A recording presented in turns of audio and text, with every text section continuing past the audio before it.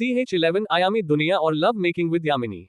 Match जीतने के बाद सूर्य प्रताप करण को डिनर के लिए इनवाइट करता है और वह उसे एक अच्छे से डाइनिंग हॉल में ले जाता है। वैसे भी डाइनिंग हॉल के सबसे विप रूम में जाकर बैठते हैं। ये डाइनिंग हॉल भी प्रताप फैमिली का ही है। सूर्य वहां पर सबसे बेस्ट वाइन ऑर्डर करता है तथा तीनों लोग बैठकर पीने लगते हैं। सूर्य करण के बारे में बहुत सी चीज पूछता है तथा कारण उसे अपने बारे में नॉर्मल सी जानकारी दे देता है। जब सूर्य सुनता है कि कारण अभी 5-7 दिन पहले ही कॉम से बाहर आया है तो वह हैरान हो जाता है और उसकी हैरानी तब और बढ़ जाती है जब विजय बताता है कि कारण ने रास्ते में ही कर चलना सीखा और वह इतनी परफेक्टली कर चला रहा है कि जैसे कोई रेसिंग ड्राइवर चलना हो। अब आप मेरी इतनी भी तारीफ मत कर रही है सूर्या भाई, और विजय करण ने अपना सर को जलाते हुए कहा। अभी ये लोग आपस में बातें कर ही रहे थे कि तभी रूम का दरवाजा लॉक होता है। कमिंग सूर्य कहता है। सूर्य का असिस्टेंट कुछ डॉक्यूमेंट लेकर अंदर आता है। सूर्य उसे वह डॉक्यूमेंट ले लेता है और उसे जाने के लिए कह दे सूर्य उसे वह डॉक्यूमेंट ले लेता है और उसे जाने के लिए कह देता है। करण, तुमने मुझे घर ढूंढने के लिए कहा था ना, मैं तुम्हारे लिए एक तुम्हारी पसंद के हिसाब से घर ढूंढा है और मैं ये तुम्हें गिफ्ट करना चाहता हूं और तुम इसके लिए मना नहीं करोगे। सूर्य ने कारण को न बोलने का मौका देते हुए कहा। ठीक है सूर्या भाई, अगर आप इतना इज्जत कर रहे हो तो मैं ये गिफ्ट ले लूंगा। करण पेपर्स पर साइन करके घर की ओनरशिप ले लेता है। कुछ देर में तीनों अपना डिनर करते हैं तथा कुछ देर बैठकर बातें करने लगते हैं। सूर्या भाई, क्या आप मेरी एक और छोटी सी मदद कर सकते हैं? कारण ने सूर्य से कहा। हाँ बताओ कारण, मैं तुम्हारी हर प्रकार की मदद करने के लिए तैयार हूँ। सूर्य ने तपाक से कारण को जवाब दिया। सूर्या भाई, मैं बिजनेस स्टार्ट करना चाहता हूँ लेकिन मेरे पास उसे संभालने के लिए ना तो टाइम है और नहीं एक्सपीरियंस। तो आप मुझे एक ऐसी इंसान से मिलवा सकते हैं जो ट्रस्टवर्दी हो और साथ में ही मेरे बिजनेस को बहुत अच्छे से संभाल सके? करण ने पूछा। जिस तरीके के इंसान के बारे में तुम पूछ रहे हो वैसा एक इंसान मेरे ध्यान में तो है, लेकिन वह अभी किसी की मदद करने या किसी भी प्रकार की जॉब करने में इंटरेस्टेड नहीं है, सूर्य ने बताया। क्यों सूर्या भाई, ऐसा क्या हुआ? करण ने पूछा। इस बार सूर्य जवाब देता उससे पहले ही काफी देर से शांत बैठे विजय ने कहा क्योंकि वह डिप्रेशन में है। डिप्रेशन में ऐसा क्या हो गया? करने से पूछा। एक बार उसकी गाड़ी के ब्रेक फेल हो गए और उसकी कर से एक बच्चे का एक्सीडेंट हो गया और जब उसे बच्चों को अस्पताल ले जाया गया तो वह कोमा में चला गया। हालांकि उसे बच्चों परिवार वाले मीरा को दोष नहीं देते हैं, लेकिन मीरा को लगता है कि वह सब उसकी वजह से ही हुआ है, इसलिए वह काफी ज्यादा गिल्ट महसूस करती है और इसी वजह से वह पिछले 2 महीने से डिप्रेशन में है। विजय ने संक्षेप में कारण को समझाते हुए कहा। ठीक है, आपने उसकी डिप्रेशन का कारण तो बता दिया, लेकिन वह मेरे प्रपोज के हिसाब से बेस्ट है। क्या आप इस चीज को भी समझ सकते हैं? करण ने विजय व सूर्य को देखते हुए कहा।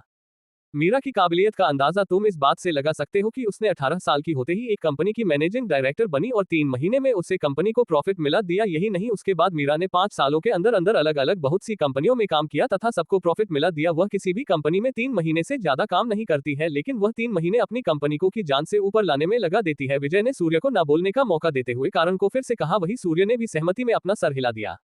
ठीक है, तो यह मेरे बिजनेस के लिए परफेक्ट है, करण ने कहा और सूर्य की तरफ देखते हुए का क्या मुझे इसकी कॉन्टैक्ट डिटेल मिल सकती है? सूर्य ने भी तुरंत ही मीरा के नंबर कारण को दे दिए, साथ में ही उसका एड्रेस भी दे दिया।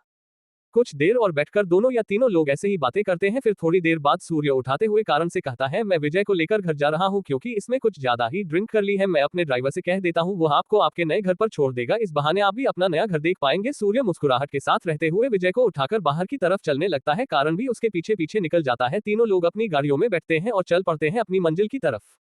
करण को वह गाड़ी कुछ ही देर में ईस्ट सोसाइटी में वापस ले आती है। करण का ध्यान ईस्ट सोसाइटी में जाता है तो वह थोड़ा हैरान हो जाता है। कुछ ही देर में गाड़ी सिक्योरिटी चेक को क्रॉस करते हुए एक लग्जरियस से मिला के आगे जाकर रुकती है। ड्राइवर गाड़ी से उतरता है और करण की तरफ का दरवाजा खोलते हुए कहता है, सर सूर्या सर ने मुझे आपको इसी जिला में ड्रॉप करने के लिए कहा था। करण गाड़ी से नीचे उतर जाता है और अपनी गर्दन हाँ में दिला देता है। ड्राइवर गाड़ी में बैठकर वापस निकल जाता है और कारण विला के अंदर चला जाता है।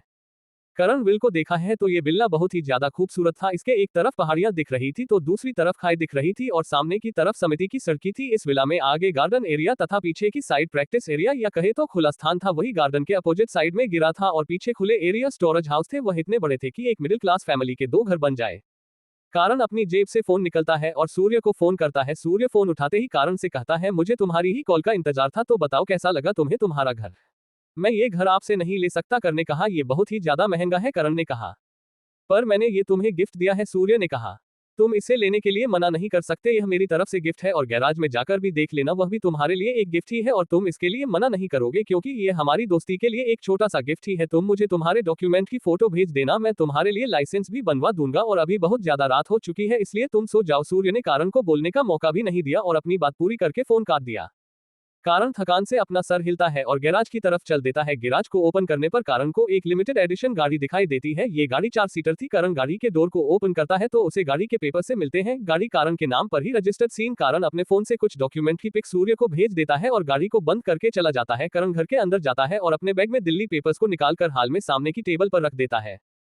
करण पूरा बाग हॉल में छोड़कर पूरे विल को अच्छे से देखा है। विला में नीचे बहुत सारे कमरे थे। एक बढ़िया किचन कैफेटेरिया था तथा ऊपर की साइड एक बड़ा मास्टर बेडरूम था तथा उसके पास में एक जिम और साइड में स्टडी रूम अटैच था। उसके अलावा 3 कमरे और थे। करण पूरा घर देखने के बाद अपना बैग उठाकर वापस ऊपर ले आता है तथा मास्टर बेडरूम में ड्राइवर को खोलकर लॉकर में अपने पेपर से रख देता है। कर्ट रोवर सम अपने लिए नाइट सूट निकालकर पहना है तथा बिस्तर पर लेट जाता है। धीरे धीरे करण की आंखें लग जाती है। करण अभी सो ही रहा था कि तभी उसके सीओ सोल में एक रोशनी के गले में धीरे धीरे दरार आने लग जाती है। वह गोल टूट जाता है और उसके अंदर से यामिनी अपनी स्पिरिचुअल बॉडी के साथ निकाल कर आती है। अपने सीओ सोल में हुए धमाके से करण भी जाग जाता है तथा तुरंत सी ऑफ सोल में देखने चला जाता है जहां उसे यामिनी अपनी स्पीड बॉडी के साथ हल्के गुस्से में दिखाई देती है। क्या हुआ मास्टर, आप इतने गुस्से में क्यों हैं और आप इतने दिनों तक साधना में थी तो इससे आपको जरूर कुछ अच्छा फायदा हुआ होगा, करण ने मास्टर यामिनी से पूछा। यामिनी अपना गुस्सा शांत करती है और करण से कहती है, मुझे लगा था कि मैं अपनी स्पिरिचुअल बॉडी हासिल कर लूंगी तो तुम्हारे आध्यात्मिक क्षेत्र से आजाद हो जाऊंगी, लेकिन मैंने अपनी बहन के मित्रों को शायद थोड़ा कमजोर समझ लिया था। मैं लव स्टोन के बिना और तुम्हारी मदद के बिना आजाद हो ही नहीं सकती। यामिनी निराश होते हुए कहती है, और फायदे के रूप में मुझे बस ये स्पिरिट बॉडी मिली है। मास्टर स्टोन्स, मुझे याद आए मुझे 14 फुट का पत्थर मिला है जिस पर मेरी नीली आंखों के समान ही एक आंखों का चित्र बना हुआ है तथा उसके पीछे ब्रह्मांड का चित्र बना हुआ है। यामिनी रहती है, दिखाओ जरा उसे। तो करण उठकर अलमारी से बैग निकाल कर लाता है और उसमें से वही जैसा पत्थर निकाल लेता है। यामिनी करण से कहती है, तुम अपनी ऊर्जा की सहायता से इस पत्थर को जांचो। करण यामिनी के कहे अनुसार उसे पत्थर को अपने हाथ में लेता है और ऊर्जा भेजना लगता है। जिस पत्थर पर बना आंख का निशान चमकने लगता है तथा पीछे बने गैलेक्सी के निशान में ग्रह अपनी जगह से घूमने लगते हैं, परंतु इससे ज्यादा कुछ भी नहीं होता है। तभी यामिनी रहती है, कारण तुम इसे अपने हाथों में पकड़कर अपने गैलेक्सी सूत्र का बड़ी ही प्रैक्टिस करो क्योंकि यह तुम्हारी ऊर्जा से प्रभावित हो रहा है। इसका मतलब यह है तुम्हारी मूल साधना तकनीक से भी प्रभावित होगा। करणी यामिनी के कहे अनुसार उसे सेट को अपने हाथों में लेकर अपनी मूल साधना तकनीक द गैलेक्सी सूत्र की प्रैक्टिस करने लगता है। थोड़ी देर में करण की चेतना अपने हाथ में पड़े पत्थर में प्रवेश करती है जहां उसे चारों तरफ अंधेरे में एक बुजुर्ग व्यक्ति की आत्मा दिखाई देती है। करण को उसे आत्मा से काफी खतरनाक कोर महसूस होता है, इसलिए वह नम्र आवाज में पूछता है, सीनियर आप कौन है? मुझे ये तो याद नहीं कि मैं कौन हूँ, लेकिन मुझे इतना याद है कि मैं इमोर्टल दुनिया का अंतिम ट्रू गॉड हूँ और मुझे तुम्हें इस आयामी दुनिया के बारे में तुम्हें जानकारी देनी है। तुमने गैलेक्सी सूत्र की प्रैक्टिस की है, इसलिए तुम इस आयामी दुनिया के मालिक बन सकते हो। इसके लिए तुम्हें उसे आंख पर अपने ट्रक की एक बूंद डालनी है और जिस तुम्हारे साथ आयामी दुनिया जुड़ जाएगी, और साथ ही मैं तुम्हें अपनी विरासत देना चाहता हूँ। ये कहते हुए वह आत्मा अपने सामने एक तलवार को प्रकट करती है और वे तलवार आध्यात्मिक ऊर्जा के सहारे करण की चेतना के सामने पहुंचा देती है तथा कुछ ही समय में चेतना में तलवार के मध्य कांटेक्ट स्थापित हो जाता है, जिस कारण को समझ में आता है कि वह इस तलवार को किसी भी हथियार में बदल सकता है। यह एक आसमानी पत्थर से बनाई गई तलवार है जो धातु की न होकर भी धातु से अधिक मजबूती लिए हुए है। इसके एक बार से किसी भी चीज को काटा जा सकता है। धन्यवाद सीनियर। इतना कहने के बाद करण की चेतना उसे ईट से बाहर आ जाती है। करण उसे सीनियर के कहे अनुसार अपनी उंगली पर एक छोटा सा कट लगता है और रक्त की एक बूंद उसे पत्थर की आंख में डाल देता है। इससे वह पत्थर तुरंत एक रोशनी में बदलकर करण के शरीर में समाहित हो जाता है। यामिनी करण से पूछता है, ये सब क्या था? करण उसे आत्मा से हुई सारी बातें समझता है। वह तो तुम्हें इमोर्टल दुनिया के अंतिम ट्रू गॉड की विरासत भी मिली है, क्या तुम मुझे वह दिखा सकते हो? यामिनी के कहने पर करण अपने सामने हाथ करता है और उसकी हाथ में वह तलवार एक खंजर के रूप में प्रकट होती है, जिसे देखकर यामिनी काफी उत्साहित होती है। करण अपने बिस्तर से खड़ा होता है तो भी उसके पास में पड़ा हुआ उसका बैग नीचे गिरता है और उसमें से वह पत्थर और चमड़े का टुकड़ा बाहर निकल आता है। यामिनी का ध्यान उसे पत्थर पर जाता है तो वह चिल्लाती, अरे यह ओला स्टोन नहीं है, तुम्हारे पास कहां से आया? इसी की सहायता से तुम्हें आजाद हो सकती हूँ। तुमने मुझे पहले क्यों नहीं बताया कि तुम्हारे पास लव स्टोन है? मास्टर, मुझे नहीं पता था ये पत्थर ही लव स्टोन है। मैं आपसे इसके बारे में पूछने ही वाला था, साथ ही मुझे आपसे इस चमड़े के नक्शे के बारे में भी पूछना था। यामिनी उसे चमड़े के नक्शे को देखते हैं तथा अपने हाथ में आध्यात्मिक ऊर्जा से अग्नि उत्पन्न कर उसे चमड़े को जलने लगती है। जैसे जैसे वह चमड़ा जलता जाता है तो वह दो चीजों में बदल जाता है, जहां पर एक जानकारी लिखी हुई होती है तथा दूसरा चीज एक टैबलेट के रूप में बदल जाता है। उसे जानकारी में लिखा होता है, इससे तुम्हारी किडनी की क्षमता मजबूत हो जाएगी, जिससे तुम्हें ऊर्जा की कमी बहुत कम महसूस होगी। तुम निरंतर एक कार्य को अनेकों घंटा तक जारी रख पाओगे। कारण ये फायदे देखकर थोड़ा हैरान हो जाता है। तभी यामिनी करण को है टैबलेट देते हुए कहती है, तुम इसे खा लो और अपने गैलेक्सी सूत्रों की प्रैक्टिस करो। यामिनी के कहने पर वह उसे टैबलेट को खाकर गैलेक्सी सूत्रों की प्रैक्टिस करने लग जाता है। करण को अपनी किडनी चलती हुई सी महसूस होती है। लगभग 4 घंटे की साधना के बाद करण उसे ऊर्जा को अपने अंदर समाहित कर लेता है। तभी करण को अपनी आयामी दुनिया का ख्याल आता है और वह अपनी इच्छा से अपने सामने एक छोटा सा दरवाजा प्रकट करता है, जिसमें वह प्रवेश कर जाता है। करण अंदर प्रवेश करता है तो उसे आभास होता है कि ये दुनिया बाहर की दुनिया से 10 गुना तेज चल रही है। अंदर के 10 दिन बाहर का 1 दिन के बराबर है। करण आयामी दुनिया में प्रवेश करने के बाद देखा है उसे अपने सामने एक छोटी सी हवेली दिखाई देती है जिसमें 4 समान आकार के बड़े बड़े कमरे बने हुए थे तथा बीच में एक हॉल था जो कि काफी बड़ा था और उसके मध्य में एक बहुत ही विशाल पेड़ लगा हुआ था। कारण अभी उसे चीज को देख ही रहा था कि तभी यामिनी चिल्लाती है, डिवाइन ट्री यहाँ पर तो डिवाइन ट्री लगा हुआ है मास्टर, यह डिवाइन ट्री क्या है? कारण यामिनी से पूछता है। डिवाइन ट्री आध्यात्मिक ऊर्जा का बहुत बड़ा स्रोत है परंतु यह मोटर दुनिया से करोड़ वर्ष पहले विलुप्त हो चुका है। इसके लिए हजारों जगह छोटे उई और उन जगहों के कारण ही इमोर्टल ट्री नष्ट हो गया था, लेकिन मुझे नहीं पता था कि ट्रूगोथ के पास भी अभी भी एक इमोर्टल ट्री है। तभी कारण को त्रिभुज की एक बात याद आती है और वह यामिनी को बताते हुए कहता है कि मास्टर, मुझे उसे सीनियर ने कहा था कि यह वृक्ष हमारे साधना करने की क्षमता को भी बढ़ा देता है तथा साथ में ही यह जितनी ऊर्जा उत्सर्जित करता है वैसे वैसे ही हमारी आयामी दुनिया का आकार बढ़ता जाएगा। कारण उसे हवेली के बाहर आकर देखा है तो उसे चारों तरफ समतल जमीन ही जमीन दिखाई देती है, पर वह जमीन महल के या हवेली के मंत्र 10 किलोमीटर के दायरे में ही फैली हुई थी। तभी कारण का ध्यान अपने महल के साइड में बने तालाब पर जाता है जिसे देखकर कारण कहता है, क्या ये दिव्या तालाब है? ये दिव्या तालाब का पानी अगर कोई पी लेता है तो उसके शरीर से सभी गंदगी एक साथ ही निकल जाती है तथा ये साधना की स्पीड को भी बढ़ा देता है। कारण उसका लाभ से थोड़ा सा पानी पीता है जिससे तुरंत ही कारण के शरीर से बची कुछ थोड़ी सी भी गंदगी बाहर निकल जाती है। कारण को अपने शरीर पर गंदगी की परत महसूस होती, इसलिए वह हवेली के अंदर जाता है तथा एक कक्षा की तरफ बढ़ता है जो बाकी 3 कक्षा से बड़ा था। कारण उसे कक्षा में जाकर देखा है तो वहां पर बहुत से कपड़े थे। कारण तुरंत बाथरूम में जाता है तो वह देखता है कि बाथरूम भी एक विशाल कमरे जितना बड़ा है और उसके अंदर नहाने के लिए एक तालाब की व्यवस्था है।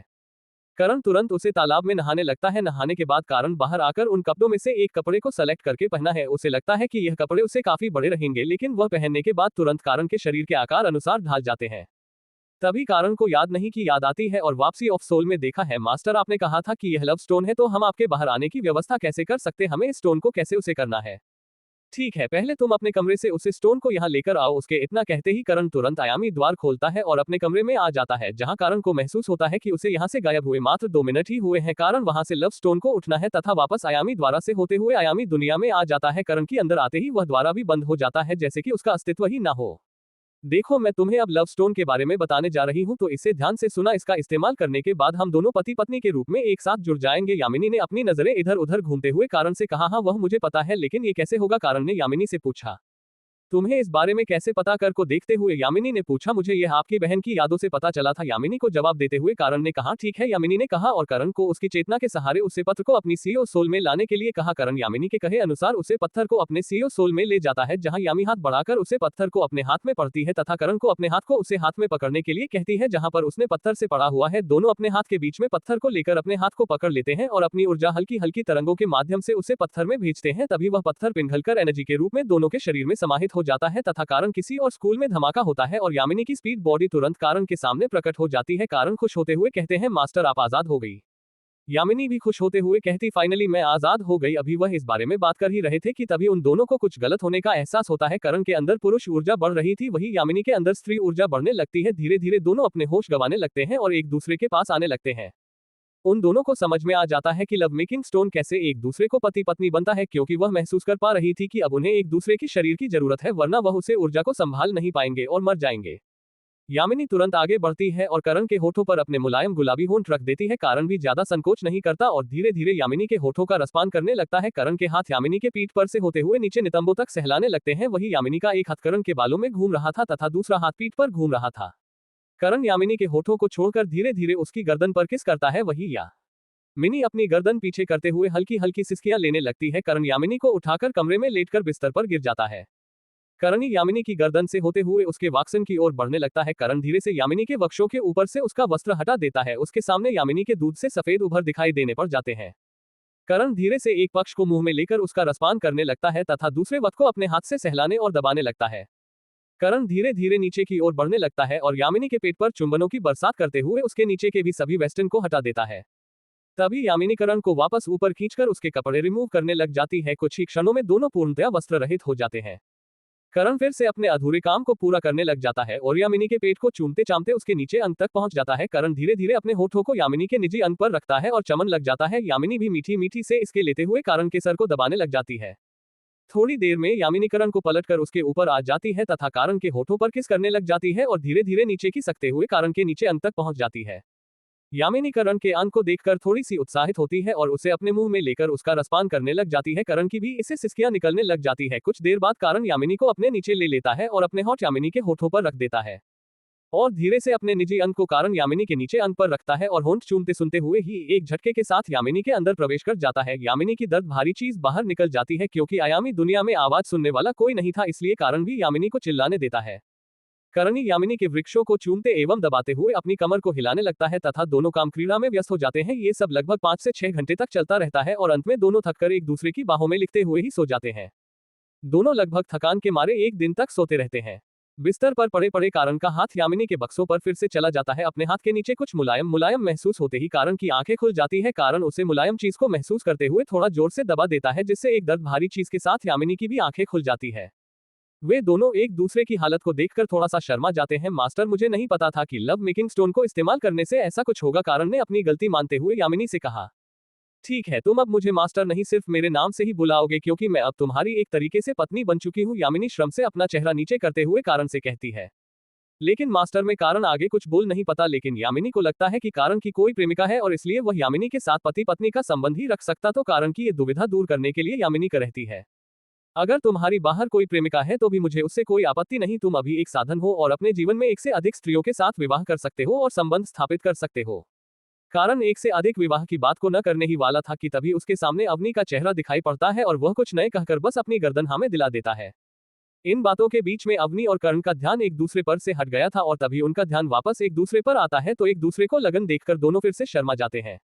करण आगे बढ़ती हुई यामिनी को अपने पास खींचकर गले लगा लेता है। यामिनी विकिरण को अपने के लिए लगाकर आंखें बंद कर लेती है, लेकिन तब भी उसे अपने नीचे कुछ चीज सख्त होते हुए महसूस होती है। यामिनी को तुरंत समझ आ जाता है कि यह क्या है। करणी अम्मी को अपने सामने करता है तथा दोनों एक दूसरे की आंखों में देखने लग जाते हैं। दोनों एक दूसरे के मुख सहमति पाकर अपने होठों को एक दूसरे से मिला देते हैं तथा रसपान करना प्रारंभ कर देते हैं। कुछ ही देर में दोनों के सर एक दूसरे के विपरीत दिशा में होते हैं तथा यामिनी करण के नीचे अंक को पकड़कर धीरे धीरे सहलाते हुए चमन लगती है। वही कारण भी यामिनी के निजी अंक को चमन लग जाता है। कुछ ही देर में कैमरे से बाहर यामिनी की हल्की मीठी दर्द भरी चीज क्या सुनाई देने लग जाती है और 5 घंटे बाद दोनों का क्रियाकलाप पूरा हो जाता है। करण यामिनी को बाहों में भरे हुए लेता था, दोनों की आंखें खुली थी और एक दूसरे को प्यार से देख रहे थे। थोड़ी देर यूं ही एक दूसरे के प्यार से निकलने के बाद करण यामिनी अपने अपने वस्त्र पहनती है तथा बाहर फूलों में आ जाते हैं। करण ने अभी तक केवल आयामी दुनिया के सामने का क्षेत्र ही देखा था, तभी करण बाहर आकर अपने हवेली के पीछे की तरफ जाता है, जहां पर उसे एक साफ पानी का बड़ा सा तालाब दिखाई देता है तथा उसके पास में ही एक बड़ी सी पल बनी हुई होती है, जिसके ऊपर एक ऊर्जा का गोला रखा हुआ था जो सूर्य की ऊर्जा के भारतीय चमक रहा था। उसे देखकर करण यामिनी से पूछता है, मास्टर यह क्या है? तो यामिनी जवाब देते हुए करण को कहती है, यह एक दिव्या उसमें गोल है, ये तब तक सूर्य की भांति रोशनी देता रहेगा जब तक कि यह आयामी दुनिया नष्ट नहीं हो जाती, और यह आयामी दुनिया के मालिक के द्वारा ही नष्ट की जा सकती है, जो कि अभी तुम हो। और मैं तुमसे पहले भी कहा है, तुम अब मुझे मास्टर का कर नहीं बुलाओगे, अब मैं तुम्हारी पत्नी हूं। मैं कहते हुए यामिनी करण के गले लग जाती है।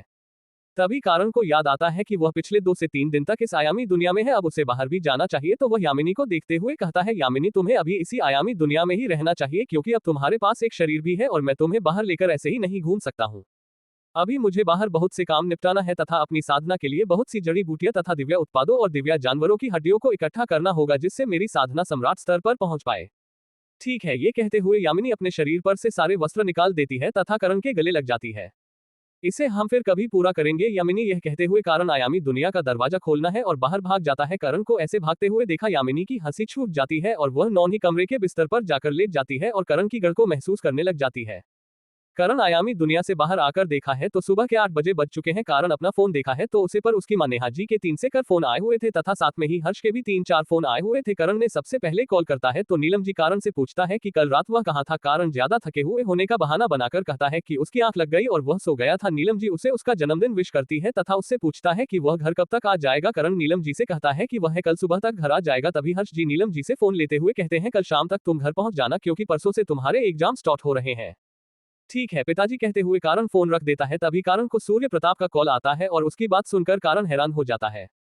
ऐसा क्या कहा है सूर्य प्रताप ने करण को, और क्या करने वाला है करण अब आगे, और कैसी रहेगी करण की जिंदगी, यामिनी के साथ जानने के लिए पढ़ते रहिए था the immortal empire, CH12 wine factory और क्वीन कैट। कर्ट रेडी होकर अपने कपड़े वगैरह पहना है तथा बाहर की तरफ चला जाता है। करण अभिलाष बाहर निकलने ही वाला होता है कि तभी उसके पास विजय का कॉल आ जाता है।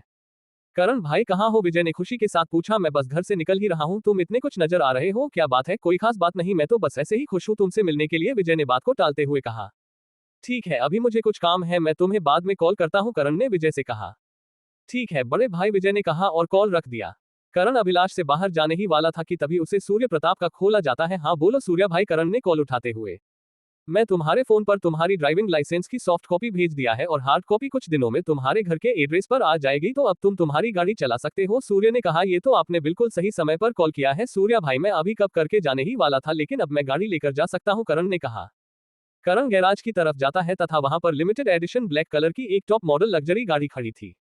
कारण सूर्य के द्वारा दिए गए मीरा के एड्रेस को देखा है तथा इस और चल पड़ता है। मीरा में सिटी के एकदम बाहर की तरफ रहती है। कारण कुछ घंटे की ड्राइव के बाद वहां पहुंच जाता है।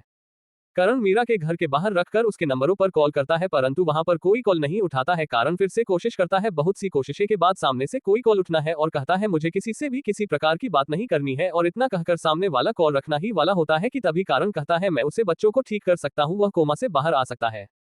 सामने कॉल उठाने वाली मीरा ही थी। इतनी बात सुनते ही मीरा थोड़ी सी उत्साहित हो जाती है और कहती है, क्या तुम पक्का ऐसा कर सकते हो? अगर हाँ तो तुम मेरे घर अभी आ जाओ, मैं तुम्हारे घर के बाहर ही हूँ, दरवाजा खोलो। मीरा डोर खोलती है तो कारण अंदर चला जाता है। अपने सामने इतने कम उम्र के लड़के को देखते हुए मीरा कारण से कहती, क्या तुम सच में चोर हो? तुम उससे बच्चों को ठीक कर सकते हो, कहीं तो मजाक तो नहीं कर रहे? मीरा हल्के गुस्से के साथ कारण से कहती है। करण मीरा को देखा है तो एक 24-25 साल की नाजुक सी दिखने वाली लड़की, जिसकी आंखें न सोने की वजह से डार्क सर्कल पड़ गए थे, लेकिन मैं उसकी खूबसूरती को किसी भी प्रकार से काम नहीं कर पा रही थी। कारण मन ही मन उसकी सुंदरता की तारीफ किए बिन रह नहीं पता है। मैं शोरूम में उसे बच्चों को 100% ठीक कर सकता हूं। करण ने कहा, ठीक है तो तुम मेरे साथ चलो। मीरा कारण को अपनी गाड़ी में बैठकर में सिटी के गरीबी इलाके की तरफ लेकर जाती है, जहां पर उसे बच्चे का घर था। मीरा और कारण है वहां पर पहुंचते हैं तथा गाड़ी से उतरते सामने से एक आदमी आकर, अरे में सब पिक्चर, आप बेवजह अपने आप को कसूरवार समझ रही है, जो भी हुआ एक्सीडेंटल हुआ, इसमें आपका कोई दोस्त नहीं है। वह सामने वाला आदमी मीरा से कहता है, अंकल मेरा दोस्त उसे बच्चों को चेक करना चाहता है, इसलिए मैं उसे अपने साथ लेकर आई हूँ। मीरा ने सामने वाले आदमी से कहा। उसे आदमी ने कारण को देखा पर कुछ कहा नहीं। वह मरा और करण को लेकर अंदर चला जाता है। करण अंदर जाकर उसे बच्चों की कलाई पकड़कर अपनी आध्यात्मिक ऊर्जा उसके अंदर भेजता है और उसके शरीर की जांच करने लगता है। उसकी कुछ नशे ब्लॉक हो गई थी, इसलिए उसे होश नहीं आ रहा था। करण कहता है, ठीक है मैं इसका इलाज कर सकता हूँ। इतना कहकर वह मियां मीरा को कुछ चांदी की सुइयां लाने के लिए कहता है। मीरा अपनी दोस्त रीमा को कॉल करती है तथा उसे कुछ चांदी की सुइयां लेकर वहां आने को कहती है। करण तब तक उसे संकल्प को कहकर गर्म पानी करवाता है। कुछ देर मेरी माँ चांदी की सुइयां लेकर आ जाती है और वह सामने इतने छोटे हैंडसम लड़के को देखकर थोड़ी सी फ्लटी आवाज में रहती है, ही हैंडसम, ये सूर्य मांगने वाला डॉक्टर कहाँ है? करो रीमा को देखा है पर कुछ कहता नहीं और उसके हाथ से चांदी की सुइयां ले लेता है। तब तक अंकल भी गर्म पानी लेकर आ जाते हैं। करार उन सैया को गर्म पानी से धोता है तथा उसे लेते हुए बच्चे की कर के आसपास के कुछ मूल बिंदुओं पर सुइयां शुभ होता है तथा धीरे धीरे अपनी डिवाइन एनर्जी को उसकी बॉडी में डालता है, जिससे उसकी नसों के ब्लॉकेज खुल जाते हैं तथा 5 से 10 मिनट के अंदर वह बच्चा एक हल्की सी खून की उल्टी करता है, जिसमें दुर्गंध की आ रही थी। उल्टी करते हुए बच्चा उठ जाता है और चारों तरफ अपनी नजरें घूमकर देखने लग जाता है और इन सभी को हैरानी में देखकर कारण था। वो अड़ा सा हंसते हुए कहता है, अब इसे बस हल्का खाना खिलाए कुछ दिन और यह है 1 महीने में पूरी तरह से स्वस्थ हो जाएगा। इतना कहने के बाद कारण मीरा को देखा है और कहता है, तुम बाहर आओ, मुझे तुमसे बात करनी है। कितना का कर कारण बाहर गाड़ी में जाकर बैठ जाता है। मीरा और भयंकर काफी खुश हो जाते हैं। मीरा उन्हें कुछ पैसे देती है तथा बच्चों का ध्यान रखने का कर बाहर आ जाती है। मीरा के पीछे पीछे रीमा भी बाहर आ जाती है। मीरा गाड़ी का गेट खोलकर ड्राइविंग सीट पर बैठ जाती है और रीमा पीछे की सीट पर बैठ जाती है। मीरा ड्राइविंग सीट पर बैठकर कारण की ओर देखते हैं और कहती है, तुमने मेरे सर से एक बहुत बड़ा बोझ उतार दिया है, बताओ तुम इसकी क्या कीमत चाहते हो? मैं तुम्हारे लिए कोई भी काम करने के लिए तैयार हूं, जब तक कि वह मेरी क्षमता में हो।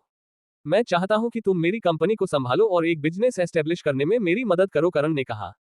अभी मेरा कुछ कहती उससे पहले रीमा रहती है, कैसी कंपनी होगी और उससे हमें क्या प्रॉफिट देने वाले हो? तुम कौन हो और मैं तुम्हें क्यों प्रॉफिट दूंगा? करण रीमा की ओर देखते हुए पूछता है। वह मेरी दोस्त है और वह हमेशा मेरे साथ ही काम करती है, रीमा की तरफ से मेरा जवाब देते हुए कारण से कहती है, ठीक है चलो इसके बारे में घर चलकर बात करते हैं। इतना कहकर कारण मीरा और रीमा मीरा के घर चले जाते हैं। कुछ देर में हाल में सभी लोग आपस में बैठे हुए थे। करण कहता है, मैं वाइन की फैक्ट्री स्टार्ट करना चाहता हूं और मैं वह लाइन बनाने का फॉर्मूला तुम्हें दूंगा, और रही तुम्हारी प्रॉफिट की बात तो मैं तुम्हें कंपनी के 10% शेयर दूंगा। तथा रीमा की ओर इशारा करते हुए कहता है, तुम्हें 10 लाख रुपए एनुअल सैलरी दूंगा। कंपनी को कैसे संभालना है, कैसे स्टार्ट करना है और जगह कहां से खरीदनी है, सब तुम्हारी टेंशन होगी, इसलिए कि मैं तुम्हें 10% शेयर दे रहा हूं, कारण ने मीरा की ओर देखते हुए कहा। क्या तुमको पूरा यकीन है कि यह कंपनी बहुत अच्छा परफॉर्म करेगी और तुम्हें लॉस नहीं होगा? मीरा ने पूछा। हाँ मुझे पूरा यकीन है, करण ने कहा। ठीक है तो इसके लिए फंडिंग कितनी है? मीरा ने पूछा। कितनी फंडिंग चाहिए तुम्हें, एक अमाउंट बताओ, करण ने मीरा से फिर से पूछा। फैक्ट्री वगैरह की जगह खरीदने के लिए 5 करोड़ का बजट, रिसर्च वगैरह की टीम के लिए अलग से 5 करोड़ का बजट तथा फॉर्मूला आप दे ही रहे, लेकिन उसके लिए कच्चे माल को खरीदने के लिए मिनिमम 20 करोड़ का बजट तथा पैकिंग एंड लेबलिंग के लिए अलग से 5 करोड़ का बजट, लगभग 35 करोड़ का बजट आपको अभी के अभी देना होगा। जिस कंपनी स्टार्ट होगी और इसकी वाइन बनेगी, लेकिन उसके साथ ही हमें वाइन कंपटीशन में इसे अप्रूव भी करना होगा और आप इसे किस तरह मार्केट में उतरना चाहेंगे वह भी डिटेल में बताना होगा। मीरा ने करोड़ों से अपने सभी डाउट एक साथ पूछ लिए। मैं इसके कुछ सैंपल बनाकर तुम्हें दूंगा, और रही विन टेस्टिंग इवेंट की बात, तो मैं अपनी किसी दोस्त से बात करके इस बारे में तुम्हें बताता हूँ कि वाइन अप्रूव करने में कितना टाइम लगेगा या नहीं, तो तुम इस जब के लिए रेडी, कारण मीरा से देखते हुए पूछा। हाँ मैं तैयार हूँ, मीरा ने कॉन्फिडेंट स्माइल के साथ कारण से कहा। ठीक है, करण ने कहा और उठकर बाहर जाने लगा। तभी रीमा ने कहा, हम लोग इस घर में रेंट पर रहते हैं, हमारी सेविंग यही कोई 50-60 लाख के आसपास है, तो अब हम आपकी कंपनी में ऐसे एम्प्लॉय काम करेंगे तो आपको हमें रहने के लिए घर नहीं देना चाहिए। ठीक है, मेरे साथ चलो, करण ने दिमाग में जाकर सीरियसली लेते हुए कहा। रीमा को लगा कि कारण ऐसे ही उसका मजाक उड़ा रहा है, इसलिए मैं बोली, ठीक है, बस हम कल आप अपना सामान पैक करके आ जाएंगे, आप हमें एड्रेस बता दीजिए। कारण उसे अपनी माँ सिटी के विला का एड्रेस दे देता है और कहता है, यह मेरा घर है लेकिन तुम इसमें 2 रूम में रह सकती हो। इतना कहकर कारण बाहर गाड़ी में बैठकर निकल जाता है। कारण बाजार से कुछ जड़ी बूटियां खरीदना है तथा अपने घर पर आ जाता है। वह कुछ खाली बोतल मंगवाता है और अपने साथ लाइव जड़ी बूटियां से वाइन बनता है। वाइन बनाने के बाद वह उन्हें पैक करता है और विदाउट एनी लेबलिंग उन्हें अपने पास रख लेता है। करण में कुल मिलाकर 6 बोतलों का निर्माण किया था। कारण सूर्य प्रताप को फोन लगता है। सूर्य प्रताप फोन उठाते हुए कहता है, हाँ भाई करण, कैसे याद किया? वह, सूर्या भाई, मुझे आपसे कुछ काम था, कारण ने सूर्य से कहा। हाँ बताओ कारण, क्या काम है? सूर्य ने पूछा। भाई, आप भाई ने संगठन के द्वारा मेरी वाइन अप्रूव करवा सकते हो? वाइन, सूर्य ने हारने से कारण से पूछा। हाँ, वाइन में एक वाइन का बिजनेस स्टार्ट करने वाला हूं और मैं चाहता हूं कि आप मेरी वाइन अप्रूव करने में हेल्प करें। छोटी ई से मेरी कंपनी मार्केट में उतर सके, करने एक बार में ही अपनी बात को स्पष्ट करते हुए सूर्य से कहा। ठीक है, आज दोपहर के लंच को एक पार्टी के रूप में एंजॉय करना मत भूलना। फ्री, एक हल्की मुस्कुराहट के साथ कारण को कहता है और उसे अपने डाइनिंग हॉल पर आने के लिए तथा साथ में अपनी बहन लाने के लिए भी कहता है। सूर्य अपने कॉन्टैक्ट की सहायता से वह संगठन के अध्यक्ष को तथा अपने जान पहचान के काफी बड़े बड़े बिजनेसमैन को बुलाता है। दोपहर तक कारण भी अपनी वाइफ लेकर वही पहुंच जाता है।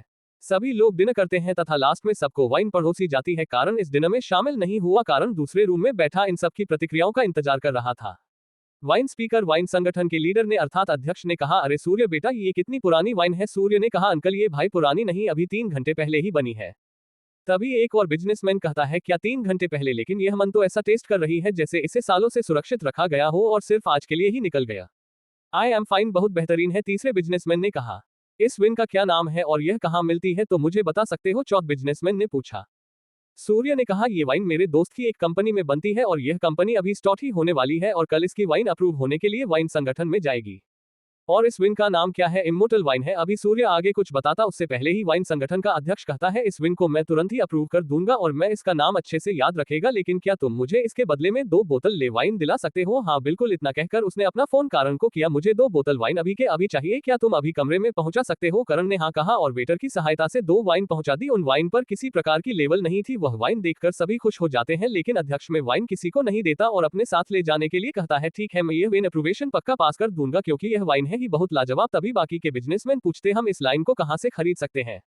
इस फाइल को आपको सीधा इसकी कंपनी से ही खरीदना होगा क्योंकि अभी इसके स्टोर बाहर नहीं खुले हैं, लेकिन जल्द ही इसके स्टोर बाहर खुल सकते हैं, तो ये भाई ना आपको वहां से भी मिल सकती है। सूर्य ने सभी को शांति से जवाब दिए। जल्दी ये लंच पार्टी काफी सक्सेसफुल रहती है तथा सूर्य कारण को क्रिया खुशखबरी देता है। धन्यवाद सूर्या भाई, कारण सूर्य को काफी खुशी के साथ गले लगाते हुए कहता है। ठीक है, लेकिन तुम्हें मुझे भी इस कंपनी के बारे में बताना चाहिए था, मैं भी इस कंपनी में कुछ इन्वेस्ट करना चाहता था, सूर्य ने करण से कहा।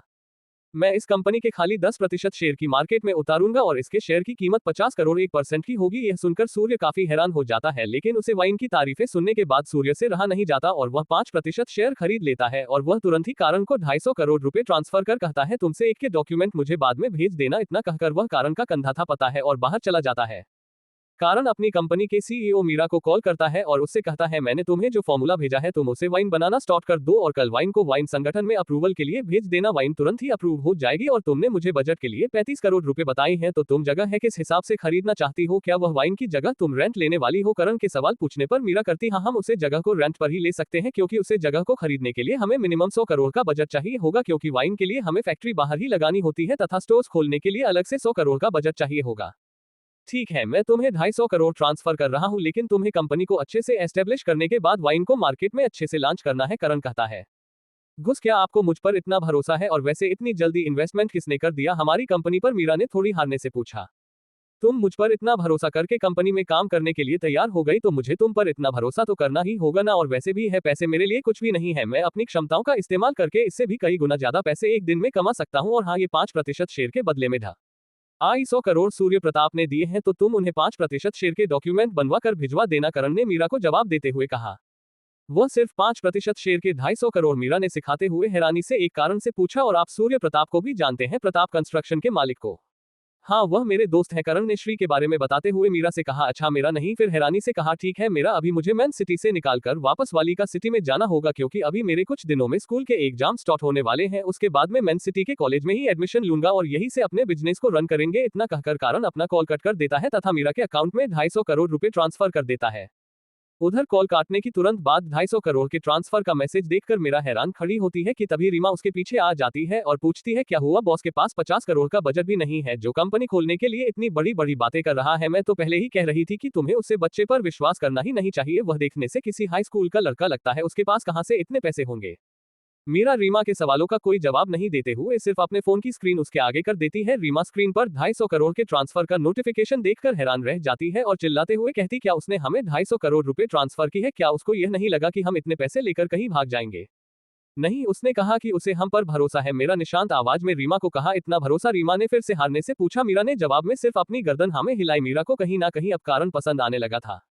कारण भी डाइनिंग हॉल से निकलकर अपनी कार से वापस विला आ जाता है और गाड़ी को मिलाकर गराज में खड़ा कर देता है। करण विला के अंदर जाकर आयामी दुनिया में जाता है तथा यामिनी से कुछ देर बातें करने के बाद वापस बाहर आकर अपने घरवाली का सिटी के लिए कैब बुक करता है। 3 से 4 घंटे की जर्नी के बाद कब कारण को उसके घर से 1 किलोमीटर दूर ही उतार देती है। कारण आसपास देखते हुए धीरे धीरे चलते हुए अपने घर जाता है। घर जाते ही नीलम जी कारण को आया हुआ देखकर उसे गले लगा लेती है और उससे पूछता है, तो बेटा कैसी रही तुम्हारी ट्रिप? क्या तुम्हें मजा आया? हम मुझे काफी मजा आया, कारण ने नीलम जी को जवाब देते हुए कहा।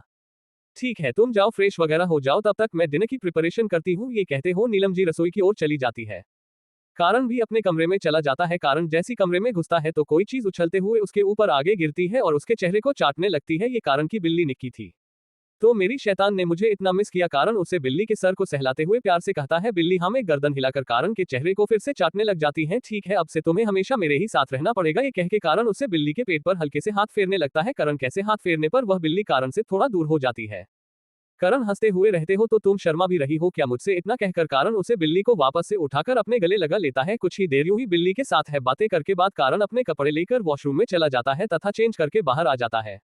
कुछ देर में ये हर्ष जी भी घर पर आ गए थे और कारण भी नीचे आ जाता है। तो बेटा, कल की तो तुम्हारी छुट्टी है और परसों से तुम्हारे बोर्ड एग्जाम स्टार्ट होने वाले हैं और मैंने सुना है इस बार सरकार तुम्हारा रिजल्ट जल्दी ही देने वाली है, क्योंकि एलिट कॉलेज के प्रिंसिपल श्रीधर ने नया सेशन जल्दी स्टार्ट करने को कहा है, क्योंकि उनकी कॉलेज में आर्ट्स कंपटीशन होने वाला है जिसके लिए उन्हें 2 महीने का समय जल्दी चाहिए। पापा, मैं एग्जाम के लिए पूरी तरह से रेडी हूँ तथा मैं भी मैन सिटी के डिलीट कॉलेज में ही एडमिशन लेने के बारे में सोच रहा था। वह मुझे स्कॉलरशिप भी मिल जाएगी, करण ने हर्ष जी से कहा। ठीक है बेटा, जैसे तुम ऐसे ही लेकर, लेकिन वहाँ का नियम है कि तुम्हें 2 साल तक कॉलेज के हॉस्टल में ही रहना पड़ेगा। हाँ मुझे पता है, मैं वहाँ पर इस बारे में पता कर लिया है। तभी पीछे से नीलम जाते हुए उन्हें डाइनिंग टेबल पर बुलाती है तथा रहती है वहाँ मेरी दोस्त अलका की बेटी भी पढ़ती है, तुम उससे भी जरूर दोस्ती करना, क्या पता भविष्य में तुम्हारी पत्नी के रूप में तुम्हें वह भी मिल जाए। नीलम जी का आरण को थोड़ा सा परेशान करते हुए कहती है। मॉम, भविष्य का भविष्य में देखा जाएगा, कारण शर्म से अपना चेहरा छुपाते हुए कहता है। वही हर्ष जी भी ऐसी खट्टी मीठी मजाक को देखकर हंसने लग जाते हैं। इसी प्रकार सभी डिनर करते हैं। कारण की कट जो चुपचाप सभी की बातें सुन रही थी वह भी डिनर करके कारण की गोद में आंखें बंद करके लेट जाती है, जैसे कि कट पर सिर्फ उसका ही हक हो। कुछ ही देर में सभी डिनर करके अपने अपने कमरों में चले जाते तथा कारण भी अपनी कमरे में जाकर अपनी शर्ट निकाल कर लेते जाता है। तभी वह बिल्ली उछलते हुए आती है और करण के चेस्ट पर अपना सर रब करते हुए लेट जाती है। कारण कुछ देर लेट है तभी उससे याद आता है कि वह अपनी आयामी दुनिया में तो गया ही नहीं। उसकी आयामी दुनिया में अभी लगभग 5 से 6 दिन हो चुके होंगे। कारण उस कैट को अपने हाथ में उठता है तथा आयामी दुनिया का दरवाजा खुलता है। ये देखकर वह काट काफी हैरान हो जाती है। करण कैट को अपने हाथ में लेकर आयामी दुनिया में पहुंच जाता है। भाई यामिनी को इधर उधर ढूंढता है, तभी उसका ध्यान अपने कमरे में आंखें बंद करके नॉन सोई हुई यामिनी पर चला जाता है। करण, यामिनी को उठना है। ओम, कारण आप आ गई? यामिनी करण को कहती है। तभी उसका ध्यान कारण के हाथ में पड़ी बिल्ली पर जाता है और वह हाल थोड़ा जोर से बोलते हुए कहती है, बेस्ट क्वीन। करण यामिनी के मुंह से बेस्ट कोई नाम सुनकर हैरान हो जाता है। वहीं काट भी काफी हैरान हो जाती है कि उसे किसने पहचान कैसे लिया। बेस्ट क्वीन, ये क्या है? आप इस बिल्ली को बेस्ट क्वीन क्या कर रही है? क्या आप मुझे पूरी तरीके से सब कुछ बता सकती हैं? कारण धारणी के साथ यामिनी से पूछता है। हाँ मैं तुम्हें बताती हूँ, यामिनी ने कारण से कहा और बताने लगी। मोटर दुनिया में एक नीले रंग की बिल्ली थी जिसने अपनी साधना को मोर्टल गोद लेवल तक पहुंचा दिया था तथा उसमें अपनी ताकत से सभी विश्व में अपने आप को सुप्रीम लीडर स्थापित कर दिया था। लेकिन उसे एक बार उसने अपनी ताकत की ग्रुप में एक साधु को परेशान कर दिया, इसलिए उसने बेस्ट क्वीन को दिल्ली में बदल दिया। लेकिन बाद में उसे बिस्ट क्वीन पर दया जाती, इसलिए वह उसे शराब को तोड़ने का तरीका भी बताता है कि जिसके पास भी ब्रह्मांड की ऊर्जा होगी वह बेस्ट क्वीन के साथ है शारीरिक संबंध बनाएगा तो उनका ये शराफत टूट जाएगा। लेकिन शराब तोड़ने के लिए भी बेस्ट क्वीन को साल में सिर्फ एक दिन ही इंसानी रूप मिलेगा। अगर वह इस मौके से छूट जाती है तो उसे अगले साल का इंतजार करना होगा। और यह बेस्ट क्वीन इसलिए ही आपके साथ है क्योंकि आपके पास ब्रह्मांड यह ऊर्जा है। यामिनी की बातें सुनने के बाद करण काफी हैरान हो जाता है और अपनी इसी हारने के साथ हुआ है उसे बिल्ली की तरफ देखा है। अब करण को समझ में आता है क्यों है बिल्ली उससे चिपक कर रहती थी, क्योंकि जब भी वह अपनी गैलेक्सी ऊर्जा का इस्तेमाल करता था तो उसकी कुछ मात्रा वातावरण में छूट जाती थी जिसे ये बिल्ली अवशोषित करती है और इसीलिए वह रात में उसे चिपक कर सोती है। करण को थोड़ा सा अजीब सा महसूस होता है। वही बिल्ली करण को अपनी तरफ देखते हुए देखते हैं तो अपनी गर्दन हमें हिलती है जैसे कि वह यामिनी की बातों को सही ठहराते हुए समर्थन दे रही हो। तभी करण कहता है मैं ऐसा कुछ नहीं करने वाला। ये सुनकर वह कार थोड़ी गुस्से में हो जाती है और म्याऊं करके जोर से चिल्लाती है, संत हो जाए क्वीन, मैं कारण को समझता हूँ ये कहती हूँ। यामिनी करण से कहती है कारण तुम्हें क्वीन के साथ उसे दिन संबंध बनाकर इन्हें शराब से आजाद करना चाहिए। और क्वीन की तरफ देखते हुए हमने आगे कहती है वैसे भी इमोर्टल दुनिया का अंत हो चुका है, अभी के समय में केवल मैं ही मोटर दुनिया की अंतिम जीवित प्राणी हूँ और दूसरी आप है और तीसरा आपके सामने खड़ा है व्यक्ति यही मॉडल दुनिया से तो नहीं है लेकिन ये ग्रैंड मास्टर के थर्ड सितारे पर है और यह कभी भी सम्राट स्तर पर पहुंच सकता है, अर्थात इनके इमोर्टल बनने की संभावना बहुत अधिक है। अगर आप करण की दूसरी पत्नी बनना स्वीकार करती है तो कारण आपके साथ शारीरिक संबंध बनाने के लिए तैयार हो जाएगा। वही कारण हारने से यामिनी की बात ही सुन रहा था। कैट कुछ यामिनी की बातों के बारे में सोचती है, फिर अपनी गर्दन हाँ में हिलाते हुए यामिनी की बात को समर्थन देती है, फिर कुछ इशारे करके यामिनी को समझती है कि वह दिन आज से 5 दिन बाद आने वाला है जिस दिन कैट अपनी इंसानी रूप में आएगी। करण कहता है ठीक है मैं इसके लिए तैयार हूँ और तब तक तुम्हें यही यामिनी के साथ रहना होगा। कारण कैट को देखते हुए कहता हूँ तुरंत आई एम इन दुनिया का दरवाजा खोलकर बाहर आ जाता है। कारण है रानी सोचता है ये क्या ही चल रहा है, मेरी जिंदगी में कभी कुछ हो रहा है का भी कुछ हो रहा है क्या, सच में साधना की दुनिया में ऐसे ऐसे प्राणी भी होते हैं। वही कारण को यूं भागते देखे यामिनी और क्वीन कार्ड दोनों हंसने लग जाती है। अगले दिन कारण तैयार होकर अपनी एग्जाम देने के लिए स्कूल की तरफ निकल जाता है, तभी उसे रास्ते में श्रीधर का कॉल आता है। करण कॉल उठाते हुए कहता है हाँ प्रिंसिपल सर बोलिए, कैसे याद किया आपने? मैंने तुम्हारे कहे अनुसार सरकार से बात कर एग्जाम 2 ही दिन में खत्म करने का तय करवा दिया तथा साथ ही कॉलेज की तरफ से आर्चरी टूर्नामेंट भी रखवा दिया है। जो भी आर की कंपटीशन में फर्स्ट आएगा उसी पर कॉलेज का कोई भी रूल एंड रेगुलेशन लागू नहीं होगा, वह जब चाहे तब कॉलेज में और जा सकता है, लेकिन उसे इसके लिए कॉलेज से आर्चरी में नेशनल खेलना होगा। तो ये सब प्लान कारण ककरा धरा था। कारण कहता है ठीक है प्रिंसिपल सर मुझे इस बारे में पता है, मैं अभी एग्जाम देने के लिए ही जा रहा हूँ तो जल्दी मिलते हैं। इतना कहकर कारण कॉल रख देता है तथा स्कूल में एग्जाम देने के लिए चला जाता है। कारण स्कूल में जाकर चारों तरफ घूमकर अवनी को ढूंढने की कोशिश करता है, लेकिन उसे पता चलता है अवनी किसी काम से कॉलेज से बाहर गई हुई है और वह कुछ दिनों बाद ही आएंगे। कारण ज्यादा ध्यान नहीं देते हुए अपनी एग्जाम देने के लिए चला जाता है। कारण अपने हर एक एग्जाम को समय से 1 या 1.5 घंटे पहले ही पूरा कर लेता है। इसी तरह कारण को एग्जाम देते हुए 2 दिन बीत जाते हैं तथा तीसरे दिन कारण अपने घर में रेस्ट करने के लिए सो जाता है। वह पूरा दिन कुछ भी नहीं करता है, लेकिन तीसरे दिन की शाम को कारण को पता चलता है कि सरकार ने कल उसका रिजल्ट अनाउंस करने की तैयारी कर ली है। उसका से मेरा मतलब पूरी 12th क्लास से या पूरी सीनियर सेकेंडरी रिजल्ट से है। तो कैसा रहेगा कारण का रिजल्ट? क्यों करवाया है करण ने आर्चरी कंपटीशन कॉलेज में? कैसे चलेगी कारण की वाइन फैक्ट्री? जानने के लिए पढ़ते रहिए the immortal empire CH13 love making with queen cat. अब तक हमने पढ़ा कि करण का रिजल्ट आने वाला था। कारण अपने रिजल्ट को लेकर काफी कॉन्फिडेंट होता है। करण हाल में बैठा ही हुआ होता है कि तभी बाहर से नीलम जी आती है और कहते हैं करण बेटे आज तुम्हारा रिजल्ट आने वाला था नाजीमोम। कारण ने कहा। कर्ट रिजल्ट की ऑफिशियल वेबसाइट पर अपना रिजल्ट चेक करता है। करण ने पूरे स्कूल में टॉप किया था। कारण अपनी मॉम को बताता है मैम मेरा रिजल्ट पूरे से पूरे नंबर मिले हैं। ये सुनकर नीलम जी काफी खुश हो जाती है और विक्रम जी के यहाँ लाली जी को बताने के लिए चली जाती है। तभी कारण के खास दोस्त अमन का भी कॉल आता है, भाई मैं तेरा रिजल्ट देखा, क्या करूं, रिजल्ट आया है तेरा। अमन ने कहा तूने तो पूरे एरिया में टॉप किया है भाई, इसी बात पर आज शाम को पार्टी तो बनती है ना, और चल मिलते हैं। करण ने ये कहकर फोन रख दिया। कुछ ही देर में कारण को राजेंद्र प्रसाद, श्रीधर, सूर्य प्रताप और स्कूल के प्रिंसिपल मिस्टर मल्होत्रा का भी कॉल आता है। सभी कारण को रिजल्ट को लेकर बधाइयां देते हैं। कारण सभी को धन्यवाद कहकर अपनी तरफ से कॉल रख देता है। ऐसे ही करते करते शाम हो जाती है तथा डिनर की टेबल पर हर्ष जी और नीलम जी बैठे होते हैं।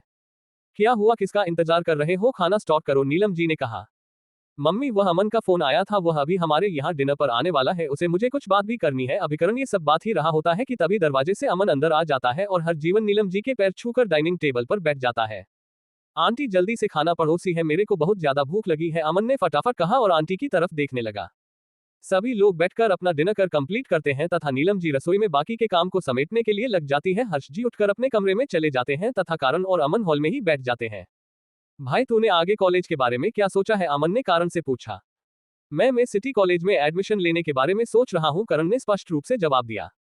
लेकिन मैं सिटी में तो एडमिशन लेने के लिए फीस देना पड़ता है, या फिर स्कॉलरशिप लेना चाहो तो उसके लिए तुम्हें किसी एक भारत में बेस्ट होना होता है, या फिर किसी आर्ट में। ये कहते हुए माहिरानी से कारण की तरफ देखा है, जैसे वह आगे जानना चाह रहा हूं कि वह एडमिशन कैसे लेने वाला है। कारण उसके इस तरह देखने से समझ जाता है कि अमन क्या जानना चाह रहा है, इसलिए अपनी बात आगे जारी करते हुए कारण कहता है, तुमने सुना नहीं, मैं सिटी कॉलेज इस बार आर्चरी कंपटीशन करवाने वाली है और उसमें विनर को स्कॉलरशिप ऑफर करेगी तथा साथ में ही कॉलेज के हॉस्टल में रहने के लिए उस रूल लागू नहीं होता। पर तुझे तो आर्चरी आती ही नहीं, अमन ने कारण से फैक्ट पूछा। वह तो कंपटीशन ही बताया कि मुझे आर्चरी आती है या नहीं, करण ने थोड़ी सी मिस्टीरियस मुस्कान के साथ अमन को देखते हुए कहा। वैसे तुमने क्या सोचा है कॉलेज के बारे में, करण अमन से पूछता है। मैं सिटी में जाने वाला हूं, तुझे पता है ना, मैं स्विमिंग में बेस्ट हूं और एक्सपोर्ट में बेस्ट होने के नाते मुझे आसानी से स्कॉलरशिप मिल सकती है, अमन ने थोड़ी सी की बुखारते हुए अपनी तारीफ करते हुए कहा। ठीक है, तो फिर मिलते हैं 10 दिन बाद कॉलेज में, ये कहते हुए कारण खड़ा हो जाता है। अमन विकरण को यूं खड़ा हुआ होते देख समझ जाता है कि कारण उसे इनडायरेक्ट घर से जाने के लिए कह रहा है, इसलिए अमन भी खड़े होते हुए करण के गले मिलता है और अमन कारण के घर से चला जाता है। कारण भी अपने रूम में सोने के लिए चला जाता है। रूम में जाकर कारण अपने कपड़े लेकर चेंजिंग रूम में चला जाता है और खाली एक ट्राउजर पहनकर वापस रूम में आकर बिस्तर पर लेट जाता है। अभी कारण सोने ही वाला था कि तभी उसे आध्यात्मिक ऊर्जा से एक आवाज सुनाई देती है, कारण जल्दी ही या आयामी दुनिया में आओ। यह आवाज यामिनी की थी। कारण उसकी आवाज सुनता है तो तुरंत ही आयामी दुनिया का दरवाजा खोलना है और उसके अंदर चला जाता है। करण अंदर जाता है तो उसे वही हवेली दिखाई देती है। कारण हवेली के अंदर जाता है तो उसका ध्यान फिर से डिवाइन ट्री पर चला जाता है, जो अपनी अद्भुत आभा बिखरे हुए खड़ा। करण अंदर चला जाता है, जहां पर कमरे में जाकर वह देखता है कि यामिनी और क्वीन कैट बिस्तर पर बैठी हुई है। कारण भी जाकर बिस्तर पर बैठ जाता है और यामिनी को देखते हुए पूछता है कि क्या हुआ है, आपने मुझे इतनी जल्दी आयामी दुनिया में क्यों बुलाया है। यामिनी करण को जवाब देते हुए कहती है, अभी कुछ घंटे बाद क्वीन कैट अपने स्त्री रूप में आने वाली है, लेकिन इसमें अभी एक और परेशानी है। क्वीन कैट की चेतना में आत्मीय जहर छुप हुआ है, जो तुम्हारे साथ अपनी ब्राह्मणी ऊर्जा साझा करने के बाद अपने विकराल रूप में आ सकता है। करण यामिनी की बात सुनते हुए हैरानी से क्वीन कैट को देखा है तथा उनसे समाधान के बारे में पूछता है। हाँ, मैं तुम्हें वही समाधान बताने के लिए ही बुलाया है, यामिनी कहती है। जैसा कि तुम्हें पता है मैं स्पीड बॉडी में हूँ, मतलब मेरी बॉडी स्पीड बॉडी है और मैं केवल तुम्हें ही छू सकती हूँ या तुम ही मुझे छू सकते हो, बाकी सब के लिए मैं खाली एक आत्मा का अंश हूँ। इसलिए जब क्वीन कैट तुम्हारी ब्राह्मणी ऊर्जा को सूचित करके ध्यान मुद्रा में बैठेगी, तभी मैं अपनी स्पिरिट बॉडी के साथ क्वीन कैट की शरीर में प्रवेश करके क्वीन कैट की चेतना के उसे हिस्से को काट दूंगी, जिससे क्वीन कैट में वह आत्मीय जहर जुड़ा हुआ है। ठीक है, यामिनी इतना कहते हुए कारण क्वीन कैट की तरफ देखने लग जाता है। तभी यामिनी की आवाज करण के कानों में फिर से आती है। मैं डिवाइन ट्री के नीचे बैठकर साधना कर रही हूँ, जब तुम लोगों का मेल मिला पूरा हो जाए तब तुम क्वीन कैट की बॉडी को लाकर मेरे सामने छोड़ देना, उसके बाद तुम आयामी दुनिया में आराम कर सकते हो या बाहर अपनी दुनिया में भी जा सकते हो। ये कहते हुए यामिनी उसे रूम से बाहर चली जाती है और आंगन में लगे हुए जॉइंट ट्री के नीचे बैठकर साधना मुद्रा में चली जाती है। कारण अभी यामिनी की पीठ को देख ही रहा होता है कि तभी उसका ध्यान अपने कमरे में हुई आवाज की तरफ जाता है, जहां उसे क्वीन कहते के शरीर में ऊर्जा का उतार चढ़ाव दिखाई देता है। धीरे धीरे क्वीन कैट लड़की के रूप में बदल जाती है। करण क्वीन कैट को हैरानी से देखने लगता है। क्वीन कैट पूरी तरह लड़की में बदलकर करण की तरफ चलकर आने लगती है। क्वीन कैट के शरीर पर एक भी वस्त्र नहीं था। कारण अपनी आंखों से उसके फिगर को देख ही रहा होता है कि तभी क्वीन कैट उसके पास आकर कारण के होठों पर अपने होंठ रख देती है। कारण भी अब अपना कंट्रोल होते हुए क्वीन कैट को किस करने लग जाता है। वह किस करते हुए क्वीन कैट को बिस्तर पर गिरा लेता है तथा साथ किस को बिना ब्रेक किए हुए अपने हाथों से क्वीन कैट के बक्सों को सहलाने लगता है। धीरे धीरे क्वीन कैट और करण की काफी ज्यादा पैसिनेट होने लगती है। करण क्वीन कैट के मुंह में जीव इंटर करना चाहता है, लेकिन क्वीन कैट अपने मुंह को खोलती नहीं है, तो कारण उनके उभारों को थोड़ा जोर से दबा देता है, जिससे क्वीन कैट का मुंह बोलते हुए खुल जाता है। तभी कारण अपनी जीव इंटर करके क्वीन कैट के मुंह के हर कोने को एक्सप्लोर करने लगता है। कुछ देर में क्वीन कैट की सांस उखड़ने लगती है, इसलिए कारण उसके होठों को छोड़ते हुए उसकी गर्दन पर किस करने लगता है। करण क्वीन कैट की गर्दन पर धीरे धीरे उसके वक्ष की तरफ बढ़ने लगता है, जिससे एक हाथ से वह उसके एक उभार को सहलाता है तथा दूसरे उभार को शक करने लगता है। ऐसे ही वह बारी बारी दोनों को बदल बदल कर महसूस करता है। वही क्वीन कैट की सांस भारी होने लगती है तथा उसके मुंह से मीठी मधुर सिसकियां निकलने लगती है।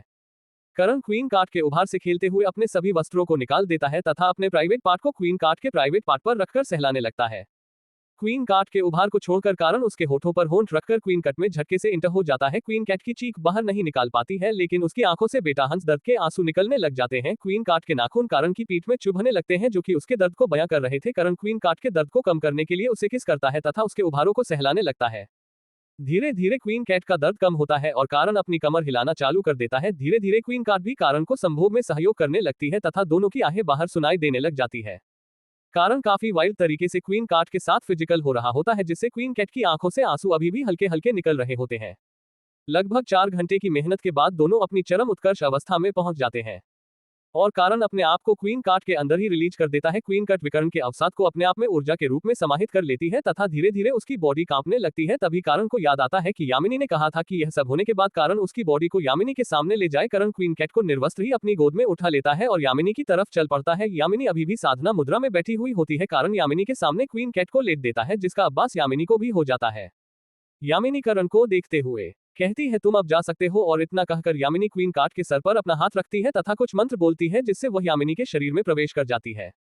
कारण ज्यादा नहीं सोते हुए कमरे में वापस चला जाता है और सो जाता है। वही बाहर यामिनी क्वीन कैट की चेतना में प्रवेश कर जाती है तथा वह अपने मित्रों की सहायता से क्वीन कैट की चेतना के दूसरे टुकड़े को भी काट देती है। लेकिन यामिनी के द्वारा क्वीन कैट की चेतना के एक टुकड़े को काटकर नष्ट करने पर वह आत्मीय जहर तो चला जाता है, लेकिन चेतन की कमजोरी पड़ने के कारण क्वीन कट करने की स्थिति पर पहुंच जाती है, जिसे देखिए यामिनी थोड़ी परेशान हो जाती है। लेकिन फिर कुछ सोचकर यामिनी अपनी चेतना में क्वीन कैट की चेतन को आत्मा मिला विधि द्वारा एक करने लग जाती है, जिससे बाहर क्वीन कैट का शरीर एक ऊर्जा के गले में ढक जाता है। कारण अपने 10 से 12 घंटे की नींद को पूरी करने के बाद अपने कपड़े पहनता है तथा बाहर आता है। वह बाहर आकर देखा है कि क्वीन कैट का शरीर ऊर्जा के गले में ढका हुआ है। कारण थोड़ा परेशान तो होता है, लेकिन उसका सवालों का जवाब देने के लिए यहाँ पर कोई नहीं था, इसलिए कारण बाहर आयामी दुनिया से चला जाता है। कारण अपने कमरे में आकर देखा है तो सुबह के 4 बजे हुए थे। कारण अपने कपड़े लेता है तथा नहाने के लिए चला जाता है। कारण नहा धोकर कुछ देर साधना करने के लिए बैठ जाता है। करण गैलेक्सी सूत्र का उसे करता है तो उसके शरीर से मंत्र मुक्त कर देने वाली सुगंध निकलने लग जाती है, लेकिन तभी कारण को एहसास होता है कि वह अपनी साधना में तब तक आगे नहीं बढ़ सकता जब तक कि वह हड्डियों को मजबूत त्वचा में मंच को मजबूत नहीं कर लेता है। उसके लिए उसे दिव्य प्राणी या खूंखार जानवरों के अवशेषों की आवश्यकता होगी। किरण लगा भाग 3 से 4 घंटे के लिए ध्यान लगता है और 9 बजे के आसपास उसे नीलम जी की आवाज ध्यान से बाहर निकलती है। करण बेटे आ जाओ, नाश्ता कर लो, नेहा जी ने बाहर से ही चिल्लाते हुए कहा। कारण भी उठकर बाहर डाइनिंग एरिया में पहुंच जाता है। हर्ष जी भी वहीं बैठे होते हैं। वह कारण को देखते हुए कहते हैं बेटे मैं सिटी के कॉलेज से तुम्हें आर्चरी कंपटीशन के लिए इनविटेशन लेटर आया हुआ है, तो तुम मैन सिटी के लिए कब जाने वाले हो? दादा मैं आज शाम तक ही मैन सिटी के लिए निकल जाऊंगा, और वैसे मैं आपसे कुछ बात करना चाहता हूं। करने कहा हाँ बोलो, मैं सुन रहा हूं। हर्ष जी ने कहा पापा मैं अपने दोस्त की सहायता से एक बिजनेस स्टार्ट किया है तथा मुझे उसमें अच्छा खासा प्रॉफिट भी होने लगा है, इसलिए अगर आप चाहे तो अब दुकान छोड़ सकते हैं या फिर मेरे साथ रहने भी चल सकते हैं, करण ने कहा। हर्ष जी करण की बात सुनकर हैरान हो जाते हैं, लेकिन वह थोड़ा सोते हुए कहते हैं बेटा तुमने बिजनेस स्टार्ट किया ये तो बहुत अच्छी बात है, लेकिन मैं और तुम्हारी माँ यही खुश है और तुम्हें पता है कि दुकान से हम अच्छा खासा पैसा कमा लेते हैं, जिससे कि हमें हमारी आवश्यकता टाइम पूर्ति करने के लिए अधिक पैसों की जरूरत नहीं होती है। इसलिए अगर तुम्हें उस प्रॉफिट हो रहा है तो तुम अपने प्रॉफिट को अपने बिजनेस में ही इन्वेस्ट करो तथा बहुत बड़े आदमी बनो। मुझे पता है कि तुम्हारी क्षमता इससे भी अधिक है। वहीं नीलम जी इन सब बातों को सुनकर थोड़ी सी परेशानी में चली जाती है, लेकिन वह अपने चेहरे पर परेशानी के भावों को नहीं आने देती। कारण भी नाश्ता करके अपने कमरे में थोड़ी देर के लिए आराम करने चला जाता है। वही हर्ष जी नीलम जी को परेशान देखकर कहते क्या हुआ, तुम परेशान क्यों हो रही हो? तब नीलम जी कहती है अभी उसने बिजनेस के बारे में बात की तो क्या हुआ, वह जिसका खून है तो उसकी नसों में ही बिजनेस दौड़ रहा होगा, इसलिए हम उसे ऐसा करने से रोक तो नहीं सकते। बोलो मत कि वह हमारा असली बेटा नहीं है, हमने उसे गोद लिया है। आप ऐसा कैसे कर सकते कि वह हमारा असली बेटा नहीं है? कारण ही हमारा असली बेटा है, क्योंकि हमारे अलावा उसकी इस दुनिया में कोई भी जिंदा नहीं है। नीलम जी की इस बात को सुनकर हर्ष जी थोड़ा मुस्कुराते हैं और कहते हैं तुम भूल रही हो, करण के दादाजी भी अभी तक जिंदा है। भले ही कारण और करण के दादाजी के अलावा उनके परिवार में कोई भी जिंदा नहीं बचा हो, लेकिन फिर भी इससे ये सच नहीं बदल जाता कि करण की उसके परिवार के प्रति भी कुछ जिम्मेदारी है। ठीक है तुम अभी ज्यादा चिंता मत करो, वक्त आने पर हम कारण को सब सच्चाई बता देंगे। वही कारण कमरे में आराम कर रहा होता है। करण की आध्यात्मिक शक्ति बहुत ज्यादा मजबूत होती है, इसलिए वह बाहर सभी बातों को सुन लेता है, लेकिन कारण अपने भावनाओं को अपने ऊपर हावी होने नहीं देता है। करण ने लाखों सालों के जीवन को अनुभव किया हुआ होता है, भले ही वह जीवन स्वयं का ना हो, लेकिन उसकी यादों को कारण ने बहुत पास से देखा था, इसलिए उसे पर इस प्रकार की भावनाएं हावी नहीं होती है। कारण इस बारे में ज्यादा नहीं सोते हुए इसे भविष्य के लिए टाल देता है। कारण अभी यह सब सोते हुए दोपहर रेस्ट करने ही वाला होता है कि तभी उसे अपने शिष्य राजेंद्र प्रसाद का फोन आ जाता है। करण फोन उठाते हुए कहता है क्या बात है राजेंद्र, क्या हुआ? टीचर आपको मार्शल आर्ट संगठन ने एक मीटिंग के लिए इनवाइट किया है, राजेंद्र ने काफी रिस्पेक्टफुली कारण से कहा। मार्शल आर्ट संगठन ये क्या है और इन्होंने मुझे क्यों बुलाया है? करण ने थोड़ी हैरानी के साथ राजेंद्र से पूछा।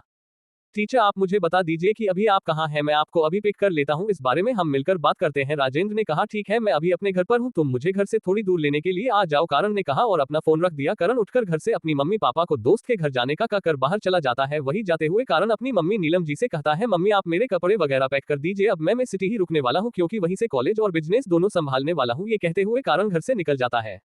नीलम जी विकरण की बातों से थोड़ी सी मायूस हो जाती है, पर वह अपने दिल पर मायूसी को हावी होने नहीं देती और करण के सामान को पैक करने लग जाती है। तो क्यों बुलाया है मार्शल आर्ट संगठन ने कारण को मीटिंग के लिए?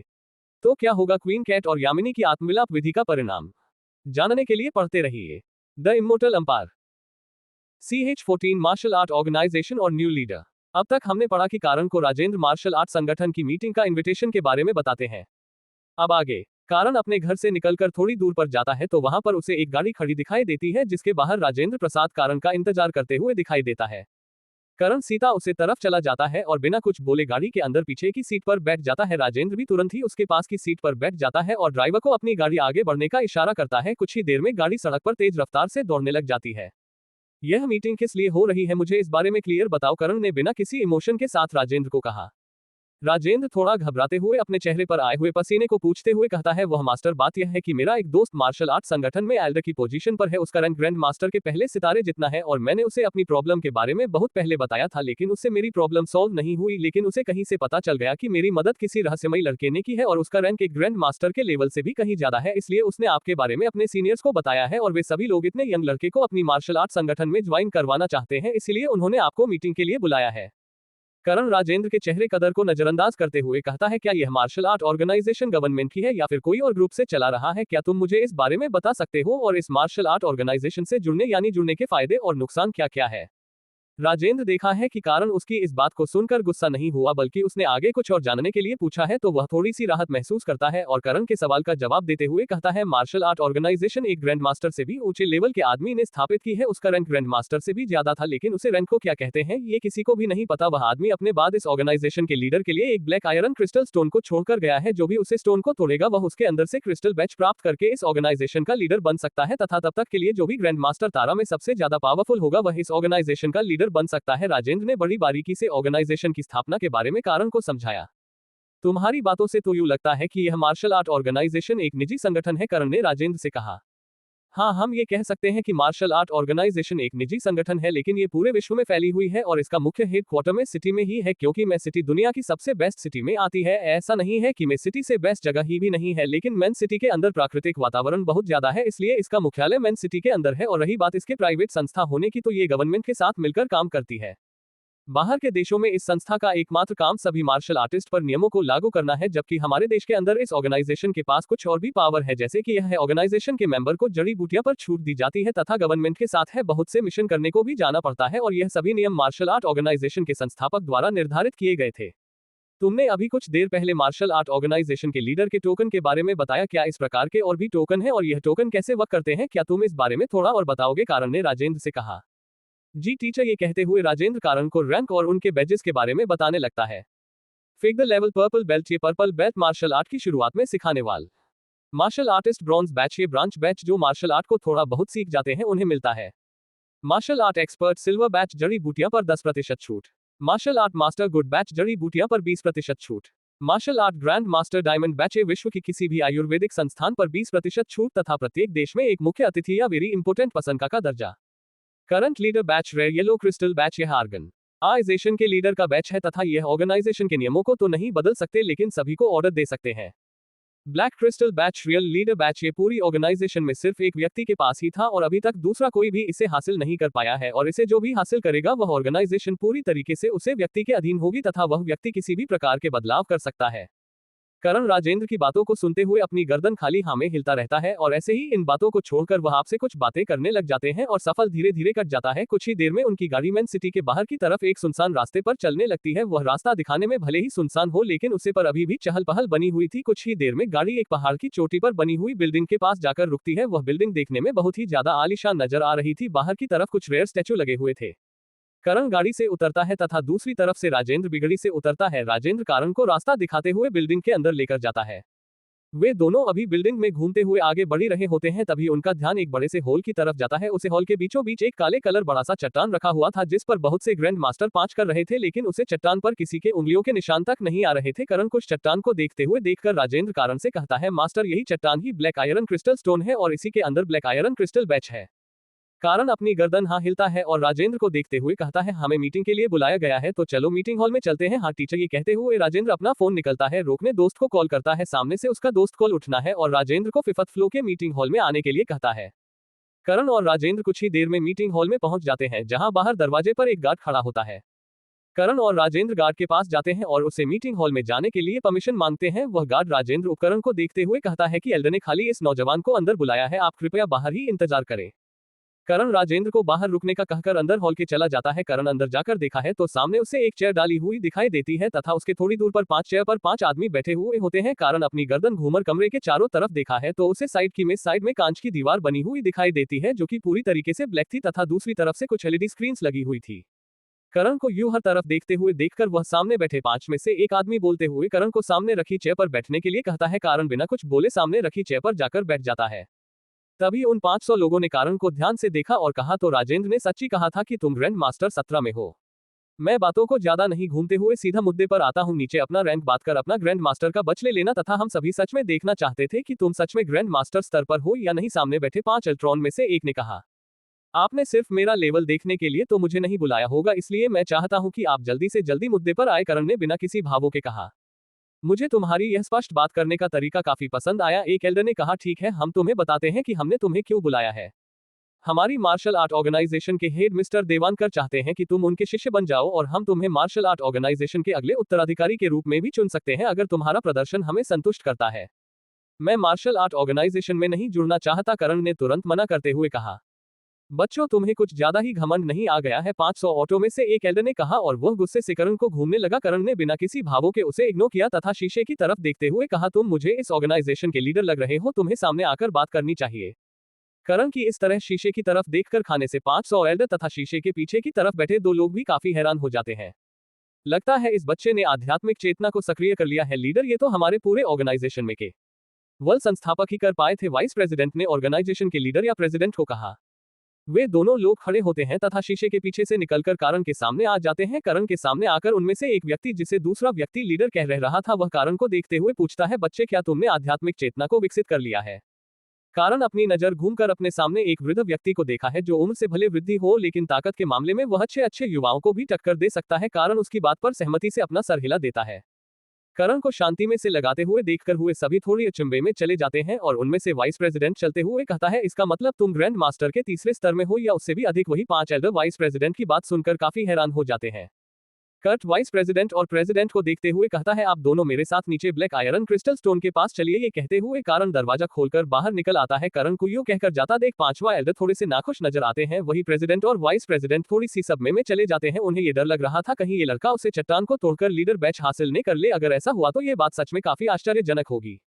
वही करण को हॉल से बाहर निकलते हुए देखकर राजेंद्र उसके पास आता है और पूछता है, मास्टर क्या हुआ अंदर? क्या आप मुझे इस बारे में बताना चाहेंगे? राजेंद्र को अपने से उसे सवाल करता देखकर राजेंद्र से कहता है, तुम भी मेरे साथ नीचे हॉल में चलो। ये कहते हुए करण आगे बढ़ जाता है। राजेंद्र हैरानी से वही खड़ा रहता है, लेकिन उसकी हैरानी तब और बढ़ जाती है जब ऑर्गेनाइजेशन के प्रेसिडेंट तथा वाइस प्रेसिडेंट कमरे से निकलकर करण के पीछे पीछे जाने लगते हैं। कुछ ही देर में हॉल के अंदर ब्लैक आयरन स्टोन के पास कर्ट खड़ा होता है तथा उससे कुछ दूरी पर प्रेसिडेंट तथा वाइस प्रेसिडेंट और 5 एल्डर खड़े होते हैं। उसे जगह से थोड़ी दूरी पर चारों तरफ बहुत से मार्शल आर्ट मास्टर और मार्शल आर्ट एक्सपर्ट्स घेरा बनाकर खड़े होते हैं और आपस में बातें कर रहे होते हैं। ये 18 से 19 साल का लड़का कौन है जिसे प्रेसिडेंट और वाइस प्रेसिडेंट इतनी अहमियत दे रहे हैं तथा 5 सीनियर एल्डर भी वहां खड़े हुए दिखाई दे रहे हैं। करण को चट्टान के पास खड़ा देखकर 5 एल्डर तथा प्रेसिडेंट और वाइस प्रेसिडेंट समझ जाते हैं कि करण चट्टान को तोड़कर ब्लैक आयरन क्रिस्टल को हाथ क्रिस्टल बैच को हासिल करके अपने आप को सुप्रीम लीडर या यूं कहीं असली लीडर के रूप में स्थापित करना चाहता है। करण उसे चट्टान को देखा है तथा मन में, मैं अभी तक गैलेक्सी मंत्र के दूसरे व तीसरे चरण को पूरा नहीं किया है, इसलिए मेरी हड्डियां व मांस त्वचा पर्याप्त रूप से मजबूत नहीं है, लेकिन मैं अभी भी इस चट्टान को अपनी आध्यात्मिक ऊर्जा के सहारे तोड़ सकता हूं। ये सोचते हुए करण आगे बढ़ता है तथा अपना हाथ उसे चट्टान पर आराम से रख देता है। बाहर की तरफ खड़े हुए मार्शल आर्ट एक्सपर्ट मास्टर तथा एल्डर सभी लोग यही सोच रहे थे कि यह लड़का बेवकूफ है, क्या यह उसे पर प्रहार करने की वजह खाली अपना हाथ ही रख रहा है, ये करना ही क्या चाहता है। करण को उन सब की खुशबू सहाहट सुनाई दे रही, लेकिन उन सबको करण इग्नोर करते हुए अपने शरीर से अपने ब्राह्मणी ऊर्जा को हाथ के सहारे उसे चट्टान पर निकलने लगता है। बाहर बातें कर रहे सभी लोगों को एक छत की आवाज सुनाई देती है जिससे चारों तरफ सन्नाटा छा जाता है। सभी लोग हैरानी से करण की तरफ देखने लगते हैं क्योंकि करण ने अपनी आध्यात्मिक ऊर्जा के सहारे उसे चट्टान को तोड़ दिया था। करण ने अपने शरीर से थोड़ी सी ऊर्जा ही बहन की थी, लेकिन उसके दबाव के कारण चट्टान टुकड़ों टुकड़ों में बिखरकर चारों तरफ फैल गया था तथा उसे चट्टान के टूटने के बाद एक टोकन हवा में उड़ने लगता है। करण उसे टोकन से निकलने वाली आध्यात्मिक ऊर्जा को देखा है तो उसे एहसास होता है ये टोकन एक सम्राट स्टार के पहले सितारे वाले योद्धा द्वारा बनाया गया है। करण अपना हाथ आगे करता है तो वह टोकन उठाते हुए करण के हाथ में आ जाता है। चारों तरफ के लोग ये देखकर काफी आश्चर्यचकित हो जाते हैं, किसी के मुंह से जबान भी बाहर नहीं निकल रही थी। करण उसे टूटी हुई चट्टान के एक टुकड़े को उठना है तथा अपने हाथ की एक उंगली प्रकट लगाकर अपने खून की 1 से 2 बंदे उसे ब्लैक आयरन क्रिस्टल बैच पर डालता है। जैसे ही वह बंदे बैच पर पड़ती है तो बच से आध्यात्मिक ऊर्जा से एक परछाई निकलती है तथा सभी को एक संदेश सुनाई देता है, अब से इस बैच चका स्वामी यह युवक होगा तथा आज से मार्शल आर्ट ऑर्गेनाइजेशन का सच्चा लीडर भी इसे ही माना जाएगा और यह बातें मैं अपनी आध्यात्मिक ऊर्जा के साथ छोड़कर जा रहा हूं तथा इस टोकन को पाने वाले पर यह एक जिम्मेदारी है कि मार्शल आर्ट को इस दुनिया में एक अच्छा मुकाम दिलाए। ये कहते उसे टोकन से आध्यात्मिक ऊर्जा से निकली आवाज गायब हो जाती है। यह आवाज केवल और केवल ग्रैंड मास्टर स्तर के लोग ही सुन सकते थे, इसलिए यह आवाज हाल में केवल प्रेसिडेंट, वाइस प्रेसिडेंट, 5 एल्डर तथा ब्लैक आयरन क्रिस्टल को तोड़ने आए हुए कुछ ग्रैंड मास्टर के 1 सितारे वाले लोगों ने सुनी थी। कारण उसे बैच को हाथ में पकड़ता है तथा प्रेसिडेंट और वाइस प्रेसिडेंट की तरफ देखते हुए कहता है मीटिंग हॉल में मिलो। ये कहते हुए कारण वापस से फिफ्थ फ्लोर के मीटिंग हॉल की तरफ चला जाता है। कारण सीढ़ियां चढ़ते हुए पीछे की तरफ मुड़ता है और सभी से कहता है मैंने ब्लैक आयरन क्रिस्टल बैच को हासिल कर लिया। ये बात ऑर्गेनाइजेशन के अंदर तक ही रहनी चाहिए और तुम सभी लोग मास्टर और एक्सपर्ट्स को देखते हुए कारण कहता है इस बात को जितनी जल्दी भूल जाओगे उतना ही अच्छा होगा। ये कहते हुए कारण मुड़ता है और वापस हॉल की तरफ चला जाता है। हॉल में कारण एक चेयर पर बैठा होता है तथा उसके सामने प्रेसिडेंट तथा वाइस प्रेसिडेंट खड़े होते हैं और 5 एल्डर कमरे के बाहर ही खड़े होते हैं। उन पांचों को भी अंदर बुलाकर वाइस प्रेसिडेंट को देखते हुए कहता है वाइस प्रेसिडेंट उन सभी को भी अंदर बुलाता है। ये ऑर्गेनाइजेशन जैसे चल रही थी वैसे ही चलती रहेगी और इसे वह प्रेसिडेंट दीपांकर की तरफ देखते हुए कहता है आप ही चलाएंगे, मैं इसमें किसी प्रकार के बदलाव नहीं कर रहा हूं। मुझे जब जरूरत महसूस होगी मैं तब इसके बारे में सोच लूंगा। क्या आप मुझे बता सकते हैं कि हमारी ऑर्गेनाइजेशन में कितने ग्रैंड मास्टर्स हैं? हमारे पास 1000 से ज्यादा 1 सितारे वाले ग्रैंड मास्टर हैं तथा 500 से ज्यादा 2 सितारे वाले ग्रैंड मास्टर हैं जो अलग अलग देश में मार्शल आर्ट संगठन के एक्टिंग लीडर बने हुए हैं जो वहां मार्शल आर्ट हाल को संभालते हैं। इसके अलावा हम 8 हैं ग्रैंड मास्टर के 3 सितारे वाले व्यक्ति हैं जिनमें से 7 संगठन के लिए काम करते हैं तथा एक स्वतंत्र रूप से बाहर की दुनिया में रहते हैं। उन्होंने मार्शल आर्ट संगठन से जुड़ने से मना कर दिया, वह खाली एक रजिस्टर्ड फाइटर है। ये सब कहते हुए लीडर दीवानकर पूरी डिटेल कारण को देते हैं। ठीक है, ग्रैंड मास्टर के दूसरे सितारे से ऊपर वाले जितने भी फाइटर या योद्धा हैं उन सभी को मेरी पहचान और मेरे बारे में अच्छे से बता दिया जाए, वह भविष्य में कभी भी मुझे उलझने की कोशिश ना करें। इतना कहने के बाद कारण अपनी जगह से खड़ा हो जाता है। कारण को खड़ा होते हुए देखकर सभी अपनी गर्दन झुकाकर खड़े हो जाते हैं। करण हॉल से बाहर आ जाता है तथा राजेंद्र को देखते हुए कहता है चलो अब हमें बाहर चलना चाहिए। इतना कहती हुई कारण है बिल्डिंग से बाहर की तरफ निकलने लग जात। बिल्डिंग में मौजूद लोग कारण को देखते ही अपनी गर्दन झुकाकर खड़े हो जाते हैं। भले ही वह किसी को बात नहीं सकते हो लेकिन वह तो जानते ही थे कि कारण कौन है। करण को बाहर जाते हुए एक लड़की बहुत ही डिटर्मिनेशन के साथ देख रही थी और अपने मन में कहती है तुम एक दिन मेरे जरूर होंगे। करण और राजेंद्र बाहर की तरफ जाते हैं। राजेंद्र कारण से पूछता है मास्टर अंदर क्या हुआ? करण कहता है मैं अब से मार्शल आर्ट ऑर्गेनाइजेशन का रियल लीडर हूं और इससे ज्यादा इस बारे में बात करने के लिए कुछ नहीं है। ये कहते हुए कारण गाड़ी के अंदर बैठ जाता है। राजेंद्र भी कारण के पास बैठ जाता है और करण को देखते हुए कहता है मास्टर क्या अभी आपको वापस लविका सिटी में छोड़ना है या आप यही रुकेंगे? कारण अपनी जेब से फोन निकालकर अपनी माँ नेहा जी को फोन करता है और कहता है कि मेरा सामान आप अमन के साथ में सिटी भेज दीजिए, मैं अपने किसी दोस्त के साथ पहले ही मैं सिटी आ चुका हूँ। ये कहते ही कारण कॉल को रख देता है। नीलम जी करण की बात सुनकर थोड़ी परेशान हो जाती है। उन्हें लगता है कि कारण उनसे दूरियां बनाना शुरू कर चुका है। वह काफी उदास हो जाती है लेकिन अगले ही पल वह कारण का सामान बाहर हॉल में रख देती है। कारण अमन को मैसेज कर देता है कि उसका सामान लेकर मैं सिटी आ जाए। कारण अपना कॉल कट करके रिलैक्स कर ही रहा था कि तभी उसका फोन फिर से बजता है। कारण फोन देखा है तो उसे मीरा का कॉल दिखाई देता है। कौन थी वह लड़की जो कारण को हासिल करना चाहती है? क्यों किया है मीरा ने कॉल? मार्शल आर्ट ऑर्गेनाइजेशन का लीडर बनने के बाद क्या करने वाला है कारण? जानने के लिए आगे पढ़ते रहिए। द इमोर्टल एम्पायर CH16 हक करके सोना। अब तक हमने पढ़ा प्रिंसिपल श्रीधर ने कारण को फोन करके बताया कि किसी ने आर्चरी टूर्नामेंट कैंसिल करवा दिया है तथा साथ में ही कारण का एडमिशन भी करवा दिया गया है। कारण ये बात सुनकर काफी हैरान हो जाता है। अब आगे क्या हम किसी तरह से पता लगा सकते हैं कि यह सब किसने किया है? करण ने प्रिंसिपल से पूछा। नेकरण हमेशा नहीं कर सकते, इस बार यह कंपटीशन कैंसिल करवाने में सरकार के बड़े बड़े नेताओं ने ऑर्डर दिए हैं, इसलिए हम इसकी जांच नहीं करवा पाएंगे, प्रिंसिपल ने कारण को समझाते हुए कहा। ठीक है, मैं बात कंपटीशन करवा की स्कॉलरशिप से एक एडमिशन लेने की थी और वह मुझे मिल चुका है, इसलिए इस बात से कोई फर्क नहीं पड़ता कि आर्चरी कंपटीशन होगा या नहीं। ये कहते हुए कारण थोड़ी बहुत और बात करता है और प्रिंसिपल श्रीधर का कॉल कट कर देता है। कारण अभी कमरे में बैठा रिलैक्स कर ही रहा होता है कि तभी बाहर से मीरा कमरे का दरवाजा लॉक करती है। करण अंदर आ जाओ कहता है। कारण सामने से मीरा को शर्ट और लोअर पहना हुए अंदर आते देखा है। शर्ट मीरा के वृक्षों को काफी उभर कर दिखा रही थी जिससे मीरा के शरीर की बनावट साफ पता चलती थी। मीरा कारण को अपनी तरफ क्यों घूरता देखकर उसकी नजरों का पीछा करती है तो उसका ध्यान अपने चेस्ट पर चला जाता है, इसलिए वह थोड़ा गला साफ करते हुए आवाज करती है तो कारण का ध्यान भी वापस उसके वाक्सन से हटकर चेहरे पर आ जाता है। हाँ मेरा कहो क्या हुआ? करण ने पूछा। वह डिनर रेडी हो गया है, लिए डिनर कर लेते हैं, मीरा ने अपने चेहरे पर आए हुए शर्म के भावों को छुपाते हुए कहा। ठीक है चलो, ये कहते हुए कारण खड़ा हो जाता है तथा मीरा के साथ साथ डाइनिंग एरिया में चला जाता है। मीरा और कारण डाइनिंग टेबल पर बैठकर अपनी अपनी प्लेट में खाना डालकर खाने लग जाते हैं। कारण खाना खाते हुए मीरा से पूछता है क्या ये खाना तुमने बनाया है? क्या मेरे अलावा घर में कोई और दिख रहा है जो खाना बना सकता हो? मीरा ने सार्कास्टिकली कारण से कहा। तुम एक मेड रख सकती थी, तुम इतने दिन से यहीं पर तो रह रही हो, मीरा ने सॉरी मीरा को करने कहा। नहीं, मुझे इसकी कभी जरूरत महसूस नहीं हुई। यह कहते हुए मीरा अपना खाना कंटिन्यू रखती है। अभी दोनों खामोशी से अपना खाना खा रहे होते हैं तथा नजर बचाकर एक दूसरे को चोरी चोरी देख रहे होते हैं। करण की आंखें बार बार मीरा के गुलाबी होठों पर जाकर टिक जाती थी। वह उन्हें एक बार फिर से महसूस करना चाहता था।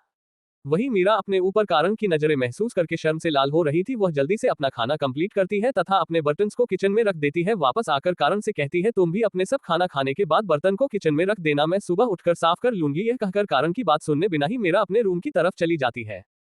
कारण भी अपना खाना पूरा करके मीरा के कहे अनुसार बर्तन किचन में रखकर रूम में आ जाता है। करण रूम में आता है तो उसे एहसास होता है कि बाथरूम के अंदर कोई है। कारण अभी उधर देख ही रहा होता है कि तभी मीरा शावर लेकर बाहर आती है। व्याकरण को रूम में देखकर कहती है, तुम यहाँ क्या कर रहे हो, तुम दूसरे कमरे में जाओ।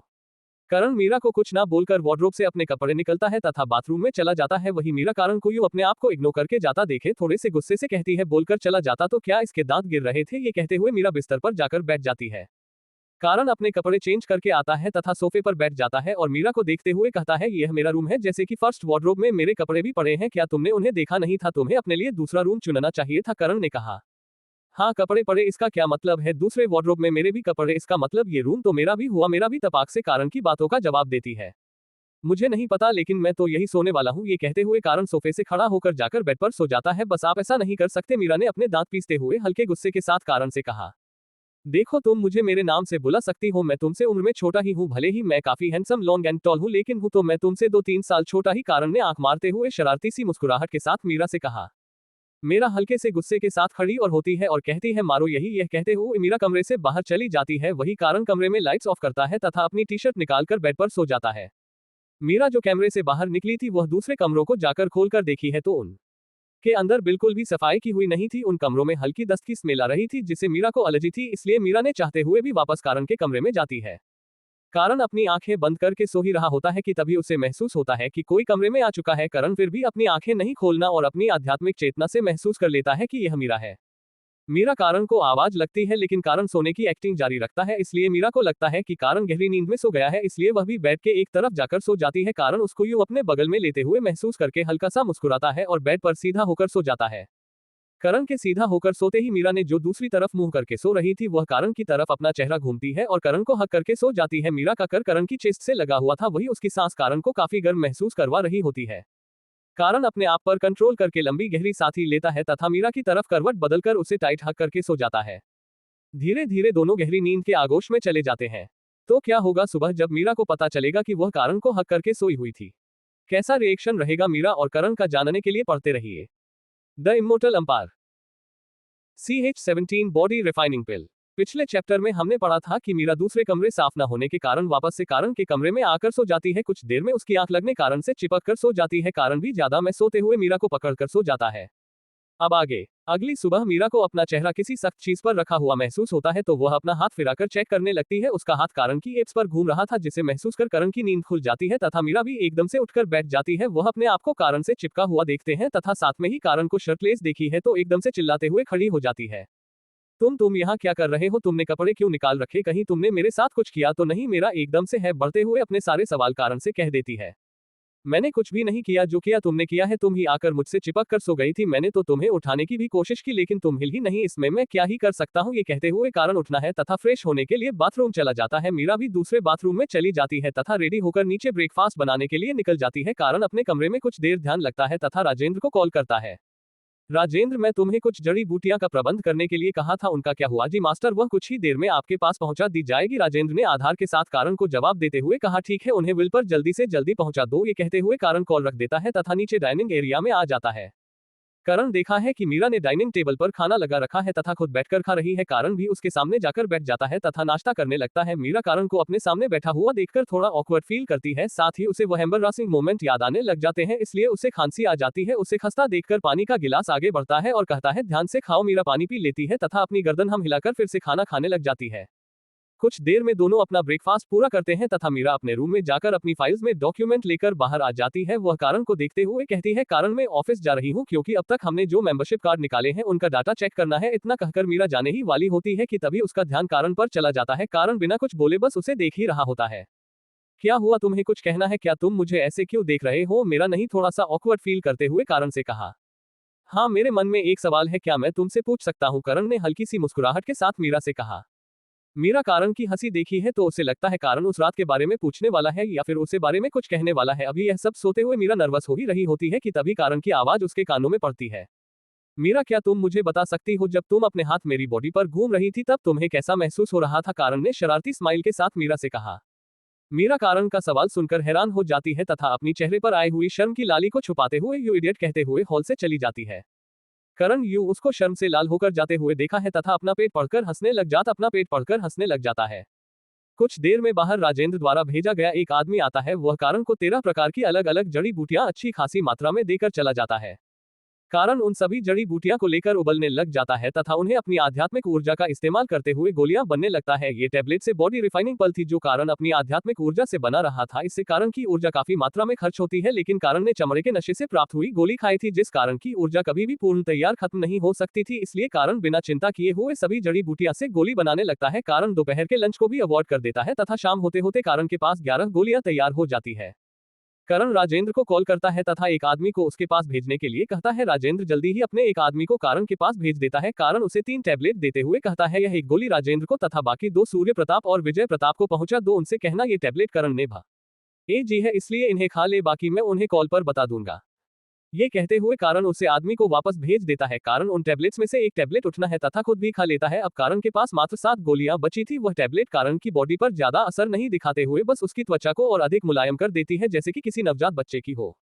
वहीं जब कारण ये सब कर रहा था, मतलब कि गोलियां बना रहा था तथा उन्हें भेज रहा था, तब यहाँ से दूर ओशियन सिटी में एक लड़की कारण की डिटेल्स निकलवा रही थी। उसके सामने पड़ी एक फाइल में कारण की फोटो तथा उसके कोमा में से बाहर आने से लेकर अब तक की सारी डिटेल्स थी। वह लड़की डिटेल्स को पढ़ने के बाद अपने असिस्टेंट से कहती है जल्दी ही मेरे लिए एक मीटिंग फिक्स करवाओ कारण से, मैं इसे इमोर्टल वाइन का सुप्रीम कार्ड लेना चाहती हूँ। ये कहते हुए वह लड़की अपने असिस्टेंट को भेज देती है। वही शाम होने पर कारण के घर में मीरा वापस आ जाती है तथा डिनर बनाने लग जाती है। कारण उसे अभी काम के बारे में कुछ नहीं पूछता है, वह पहले खाना बनने का इंतजार करता है। कौन है ये लड़की और क्यों मिलना चाहती है कारण से सुप्रीम कार्ड के बहाने? क्या कारण मिलने के लिए तैयार हो जाएगा? जानने के लिए पढ़ते रहिए द इमोर्टल अंपायर। CH18 पैसा ही पैसा। अब तक हमने पढ़ा कि कोई लड़की कारण के बारे में पता लगती है तथा उस मीटिंग फिक्स करने के लिए अपने असिस्टेंट से कहती है। वही घर पर मीरा खाना बना रही होती है। अब आगे मीरा और कारण दोनों डाइनिंग टेबल पर बैठ जाते हैं तथा मीर द्वारा बनाया गया डिनर खाने लगते हैं। अभी तक दोनों ने अपने मुंह से एक भी शब्द नहीं कहा था। बस क्या आप खाना खाते खाते हुए कंपनी की रिपोर्ट सुनना चाहेंगे या फिर मैं खाना खाने के बाद आपको रिपोर्ट सुनाऊं? मीरा ने अचानक से कारण से कहा। अगर तुम अभी कंफर्टेबल हो तो तुम मुझे अभी भी बता सकती हो, कारण ने खाते हुए ही मीरा को जवाब दिया। बस हमने 5 दिन में हमारे खोले गए स्टोर से लगभग 200 ब्लैक कार्ड मेंबरशिप जारी की है जिनके अमाउंट 2000 करोड़ होती है तथा 120 व्हाइट कार्ड मेंबरशिप जारी की है जिनकी अमाउंट 6000 करोड़ होती है तथा इसके अलावा बहुत से कस्टमर हमसे सुप्रीम कार्ड की भी डिमांड कर रहे हैं। तो क्या आप सुप्रीम कोर्ट को भी सेल में लाना चाहते हैं या फिर सिर्फ उन्हें अपने खास दोस्तों तक ही सीमित रखना चाहेंगे? मीरा ने अपना खाना रोकते हुए पूरी डिटेल में कारण को कंपनी के 5 दिन की परफॉर्मेंस के बारे में बताया। हम सुप्रीम कार्ड को भी सिर्फ सुप्रीम मेंबर्स को ही जारी करेंगे जिनका बैकग्राउंड इतना स्ट्रांग होना चाहिए कि वह हमारी कंपनी को नुकसान पहुंचा सकते हैं, और हमें ये वाइन आम जनता के लिए भी जारी करनी होगी, लेकिन उसके लिए अभी मैंने कुछ सोचा नहीं है। हम उनके लिए एक अलग प्रकार की वाइन प्रोड्यूस करेंगे, तब तक के लिए मैं खाली प्रीमियम मेंबर्स के पास ही रहने देना चाहिए। वैसे तुमने एक बोतल की क्या कीमत डिसाइड करी है? करण ने अपने सुझाव देते हुए मीरा से पूछा। हमने इस विन की कीमत 99 के रुपए डिसाइड करी है, मीरा ने करण को बताया। उसका जवाब सुनते ही कारण ने जो खाना अपने मुंह में रख रखा था वह खांसी के साथ बाहर आ जाता है और वह हैरानी से मीरा को देखते हुए तेज आवाज में पूछता है, इतनी महंगी वाइन क्या कोई से खरीदना भी होगा? करण ने अपनी आवाज पर बिना काबू किए हुए ही मीरा से पूछा। वही मेरा कारण का ऐसा रिएक्शन देखकर कहती है, वो हमने अभी तक 10,000 बोतलें ऑलरेडी बिजनेसमैन को सील कर दी है, क्योंकि इस विन का प्रचार खुद वाइन एसोसिएशन प्रेसिडेंट द्वारा किया गया है तथा साथ में ही इस विन पर हेल्थ डिपार्टमेंट की तरफ से भी एक रिपोर्ट आई है। ये वाइन किसी भी तरीके से पीने वाले को नुकसान नहीं पहुंचती, बल्कि कुछ मामलों में यह उनके अंदरूनी चोटों को भी ठीक करती है। इसलिए मैंने सभी रिपोर्ट्स को सही से चेक करने के बाद ही इस विन को इतने प्राइस पर सेटल किया है। मीरा ने अपने आप पर प्राउड फील करते हुए कारण से कहा, तुमने 5 दिनों में ही 99 करोड़ रुपए की सील कर दी है, तुम तो मेरी उम्मीद से भी बहुत ज्यादा अच्छा कर रही हो। करण ने मीरा से कहा। इतना ही नहीं, बस इस समय हमारी कंपनी के 15% शेयर जो मार्केट में है वह भी करोड़ों की प्राइस पर पहुंच गए हैं, उन्हें लोग दे दनादन परचेज कर रहे हैं। साथ में ही बस बहुत से बड़े बड़े मॉल में होटल हमसे इसकी फ्रेंचाइजी खरीदना चाहते हैं, मीरा ने कारण से कहा। मीरा, मुझे तुम पर पूरा भरोसा है, इसके साथ ही तुम्हारे भी कंपनी में 10% शेयर हैं, तो तुम कंपनी का अच्छा बुरा अच्छे से समझ सकती हो। तुम मुझे ये बताओ कि कंपनी मुझे मंथली कितना रेवेन्यू जनरेट करके दे सकती है? करण ने पूछा। बस हमारी कंपनी में मैंने जो स्टाफ हायर किया है मैं उसे बहुत हाई सैलरी पे कर रही हूँ तथा साथ में ही कंपनी के लिए सिक्योरिटी के रूप में भी बहुत ही महंगी गार्ड सर्विस परचेज कर रखी है, इसलिए सारे खर्चे निकालने व सबकी सैलरी निकालने के बाद मैं आपको नेट प्रॉफिट के रूप में मंथली 11,000 करोड़ ही दे सकती हूँ। मीरा ने कारण से कहा। मीरा को लग करण इतना काम प्रॉफिट सुनकर गुस्सा करेगा। वही मीरा की सोच के उलट कारण अपने मन ही मन पागल हो गया था कि इतना पैसा करने कभी जिंदगी में नहीं सोचा था। करण को ये तो पता था कि वाइन बिजनेस बहुत ज्यादा प्रॉफिट देता है, लेकिन इतना ज्यादा प्रॉफिट ये उसकी सोच से परे था। कारण अपनी खुशी पर कंट्रोल करता है और एक बार लंबी सांस लेते हुए सोचता है अब तो मेरे पास पैसा ही पैसा हो गया है। ये सोचते हुए कारण मीरा को देखा है और कहता है ये बर्तन अंदर रखने के बाद तुम मुझसे मिलना, मेरे पास तुम्हारे लिए एक बेहतरीन गिफ्ट है। ये कहते हुए कारण उठकर अपने कमरे में चला जाता है। मीरा सारे बर्तन वगैरह किचन में रखकर करण के कमरे में जाने ही वाली होती है कि तभी मीरा का कॉल बजता है। वह कॉल उठाती है तो सामने से कोई आदमी बोलता है। उससे कुछ देर बात करने के बाद मीरा कॉल रख देती है तथा अपने हारने भरे एक्सप्रेशन को काबू में करके करण के रूम की तरफ चल पड़ती है। कमरे में पहुंचने के बाद मीरा कारण के सामने सोफे पर बैठ जाती है तथा उसे कहती है वह एक बहुत ही ज्यादा फेमस एंड स्ट्रांग पॉलिटिशियन आपसे सुप्रीम कोर्ट की मेंबरशिप के लिए मीटिंग करना चाहता है। क्या आप यह मीटिंग करना चाहोगे? बहुत ही ज्यादा स्ट्रांग एंड फेमस पॉलिटिशियन, ये नाम सुनते ही कारण थोड़ा हैरान होता है, पर अपनी हैरानी को जल्दी ही काबू कर मीरा से कहता है अगर यह इतना ही ज्यादा स्ट्रांग एंड फेमस है तो हमें इससे मीटिंग जरूर करनी चाहिए। अभी के लिए इन सब बातों को छोड़ो और यह गोली लो, इस गोली को खाओ और कुछ देर साधना की मुद्रा में बैठकर ध्यान लगाने की कोशिश करो। करण ने मीरा को गोली देते हुए कहा। बस ये किस चीज की गोली है और इससे क्या होगा? मीरा ने थोड़ा हिचकी जाते हुए कारण से पूछा। इस गोली को लेने से तुम्हारे शरीर के अंदर से सारी गंदगी बाहर निकल जाएगी तथा तुम्हें काफी अच्छा महसूस हो गई है। कहते हुए वह गोली मीरा के मुंह में डाल देता है, जिससे मीरा वह गोली निकल जाती है। कारण मीरा को उठकर बाथरूम में जाने का इशारा करता है तो मीरा बाथरूम में जाकर नीचे फर्श पर बैठ जाती है। इस गोली को विजय प्रताप, सूर्य प्रताप तथा राजेंद्र ने लिया। उन तीनों के शरीर से भारी मात्रा में गंदगी निकाली तथा उनकी उम्र उनसे 3 से 4 साल छोटी लगने लगी। वहीं उनके गांव में झुर्री के निशान भी साफ हो गए। ये सब कारण ने उनसे कॉल पर बात करके पता किया था। वहीं दूसरी तरफ है असिस्टेंट उसे लड़की के पास जाता है और कहता है मैडम मेरी उसे कंपनी की सीईओ से बात हो गई है, वह अपने अध्यक्ष से हमारी मीटिंग करने के लिए रेडी है, लेकिन इस मीटिंग में 1 दिन का समय लग सकता है क्योंकि इससे पहले हमारे दूसरे देश के पीएम से मीटिंग है। ठीक है, 1 दिन का इंतजार। और सही वह लड़की अपनी आंखें बंद किए हुए ही रहती है। क्या ये लड़की ही वह फेमस पॉलिटिशियन है? क्या रिएक्शन होगा मीरा का अपने शरीर से इतनी गंदगी बाहर निकलते हुए देखकर? जानने के लिए पढ़ते रहिए the immortal umpire, CH-19 action और लव ड्रग। अब तक हमने पढ़ा कि कारण मीरा को बॉडी रिफाइनिंग पिल देकर बाथरूम में भेज देता है तथा दूसरी तरफ वह फेमस पॉलिटिशियन 1 दिन के इंतजार के बाद कारण से मीटिंग के लिए एक्साइट होती है। अब आगे कुछ ही देर बाद मीरा बाथरूम से नहाकर अपने फ्रेश कपड़े पहनकर बाहर आती है। बाहर आते ही उसे पर कारण की नजर पड़ती है तो कारण मीरा को देखकर काफी हैरान हो जाता है। मीरा बहुत ज्यादा खूबसूरत लग रही थी, वह कहीं से भी 20 साल से ज्यादा बड़ी नहीं लग रही थी। इसके साथ ही मीरा के गुलाबी होठ और भी ज्यादा रसीले लगने लगे थे तथा उसके उभारों में भी कसाव आ गया था तथा स्किन भी कारण के जैसे काफी मुलायम हो गई थी। उसे देखकर ऐसा लगे से छू दिया जाए तो उसे पर निशान आ जाएगा।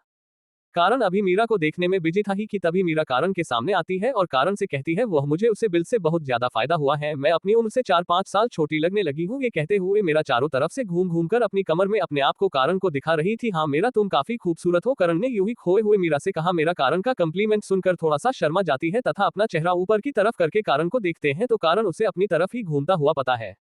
अब पता चला बस मुझे आपकी इस खूबसूरती का राज। ये कहते हुए मेरा आंख मारकर सोफे पर बैठ जाती है और अपना फोन निकालकर रीमा को कॉल करती है, परंतु रीमा का कॉल बिजी आ रहा था इसलिए वह कारण की तरफ देखते हुए कहती है बस मैं अपने इस ट्रांसपोर्टेशन से काफी खुश हूँ, इसलिए आज हम पार्टी के लिए नाइट क्लब चलते हैं और इस बार मैं आपका कोई भी बहाना नहीं सुनूंगी। यह कहते हुए मेरा कारण का हाथ पकड़ लेती है। ठीक है हम वहां चलते हैं। ये कहते हुए कारण अपने कपड़े लेकर वॉशरूम में फिर से चेंज करने के लिए चला जाता है तथा कुछ ही सेकंड में स्टाइलिश कपड़े पहनकर बाहर आ जाता है। कारण देखने में काफी गुड लुकिंग लग रहा होता है। दोनों विला से बाहर आ जाते हैं तथा कारण अपनी लग्जरी कार को बाहर निकलता है। मीरा उसके पैसेंजर सीट पर आकर बैठ जाती है तथा दोनों की गाड़ी हवा से बातें करते हुए ईस्ट समिति से बाहर आ जाती है। करण मीरा को देखते हुए पूछता है मुझे यहाँ के बारे में ज्यादा नहीं पता, तो तुम ही कोई अच्छा सा नाइट क्लब सजेस्ट कर दो। मीरा कारण को रास्ता बताती है तथा थोड़ी देर बाद ही उनकी गाड़ी एक नाइट क्लब के बाहर खड़ी होती है। करण दूर से ही देखा है तो उसे नाइट क्लब में काफी सोर्स शराब में भीड़ दिखाई देती है। करण मीरा को अंदर जाने के लिए कहता है तथा खुद गाड़ी पार्किंग में पार्क करने के लिए चला जाता है। कारण जैसी अपनी गाड़ी पर करके बाहर निकलता है तो वह सामने से आते हुए एक लड़के से टकरा जाता है। क्या बे हीरो तुझे दिखाई नहीं देता क्या? सामने वाले लड़के ने करण का कॉलर पड़ते हुए कहा। कारण उसके हाथों को झटक कर कहता है मुझे तो अच्छे से दिखता है, पर लगता है तुम्हारी आंखों में खराबी है, इसलिए तुम्हें इनका इलाज करवा लेना चाहिए और अगर तुम्हारे पास पैसे नहीं है तो तुम मुझे बता सकते हो, मैं तुम्हारी मदद कर दूंगा। कारण उसकी इंसल्ट करते हुए पीछे धक्का दे देता है। अबे तू जानता नहीं मैं कौन हूँ, मेरा नाम विक्रम वर्मा है, वर्मा इंडस्ट्री के मालिक का इकलौता बेटा। तू जैसों को तो मैं आसपास भी नहीं भड़कने देता। वह आदमी लड़खड़ाते हुए करण की तरफ उंगली दिखाकर कहता है। कारण उसे इग्नोर करते हुए आगे बढ़ने लगता है तो वह पीछे से कट पर पांच करने की कोशिश करता है, लेकिन कारण अपने तेज रिफ्लेक्शन दिखाते हुए उसका हाथ पकड़कर कसकर एक चांटा विक्रम की गाल पर लगा देता है, जिससे विक्रम वहीं बेहोश हो जाता है। कारण उसे छोड़कर नाइट क्लब के अंदर जाने लगता है। कुछ देर बाद पार्किंग में कुछ लोग आते हैं जो कारण को बेहोश हुआ देखकर उसे होश में लाते हैं तथा उसकी हालत का कारण पूछते हैं। विक्रम गुस्से से चिल्लाते हुए कहता है, उसे लड़के को मैं छोड़ूंगा नहीं, उसने मुझ पर विक्रम वर्मा पर हाथ उठाया है, उसे इसकी कीमत चुकानी पड़ेगी। यह बोलते हुए उसके चेहरे में बहुत ज्यादा दर्द हो रहा होता है, इसलिए वह पहले अपने आप को अस्पताल पहुंचाने के लिए कहता है। वही कारण क्लब के अंदर चला जाता है तो उसे थोड़ी दूर पर एक टेबल पर मीरा बैठी हुई दिखाई देती है तथा उसके आसपास कुछ लड़कों का एक ग्रुप खड़ा हुआ दिखाई देता है। कारण उन सबको इग्नोर करके मीरा के पास जाकर बैठ जाता है। मीरा भी कारण को आता हुआ देखकर थोड़ा रिलैक्स महसूस करती है और कारण से कहती है, तुम कहाँ रह गए थे। ये कहते हुए मीरा कारण की बाजू में हाथ डाल लेती है। ये देखकर सामने वाले लड़के को थोड़ा सा गुस्सा आ जाता है और वह कारण को देखकर धमकाते हुए कहता है, अबे ओ ये चाल है, इससे दूर हो, इस पर मेरी नजर पड़ गई है और अब से यह मेरी होगी। कारण उसके इस तरह बकवास करने पर अपने सर को रब करते हुए कहता है, एक और बेवकूफ मिल गया। और इस बार कारण कुछ नए बोलते हुए अपनी जगह से खड़ा होता है और खींचकर एक चांटा उसे लड़के को मार देता है। पूरे क्लब में चांटे की आवाज गूंज जाती है। वह लड़का बेहोश तो नहीं हुआ, लेकिन उसका सर घूमने लग गया था। वह इतना तो समझ गया कि सामने वाला उससे बहुत ज्यादा ताकतवर है, इसलिए वह अपने पास खड़े पेंटरों की सहायता से उठता है तथा कारण को धमकी देते हुए कहता है, तू मुझे बाहर मिल, मैं तुझे छोड़ूंगा नहीं। ये कहकर वह उन लोगों की सहायता से बाहर चला जाता है। करण उर्मिला क्लब में एंजॉय करने लग जाते हैं। तभी करण का ध्यान एक तरफ जाता है तो उस दूर कहीं अवनी खड़ी हुई दिखाई देती है। ये देखकर वह थोड़ा हैरान हो जाता है और उसे तरफ बढ़ने लगता है। मीरा कारण को दूसरी तरफ जाते हुए देखकर उसे पीछे पीछे चलने लगती है। कारण अवनी के सामने जाकर, हेलो मैडम कैसे हैं आप, कहता है। अवनी भी कारण को देखकर हैरान हो जाती है और कहती है, मैं ठीक हूँ, तुम तो पहले से भी ज्यादा काफी हैंडसम हो गए हो। वैसे मैंने सुना है तुम्हारा एडमिशन में सिटी कॉलेज में हो गया है।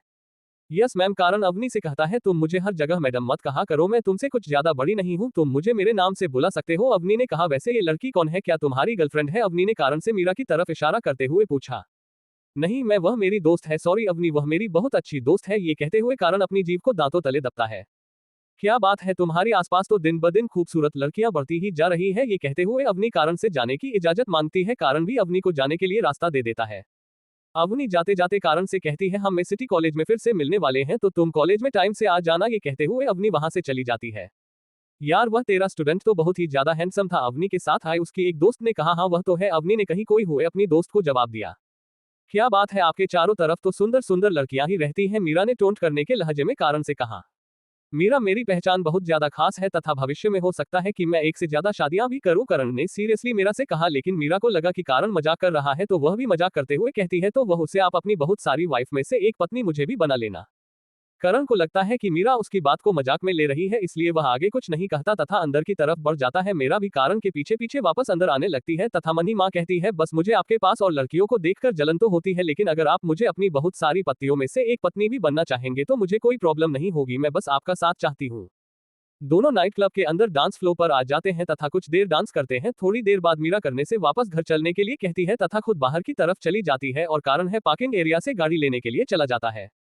करण गाड़ी लेकर बाहर आता है लेकिन उसे में गेट के सामने मीरा दिखाई नहीं देती है। करण इधर उधर भी देखा है लेकिन उसे मीरा कहीं नहीं दिखती है। तभी कारण का फोन बजता है और इत्तेफाक से कारण ने तुरंत ही कॉल उठा लिया। सामने से मीरा की आवाज आती है, बस बस यह मुझे बचा लो, बस यह मेरा पता नहीं क्या करने वाले हैं, बस इन्होंने मुझे।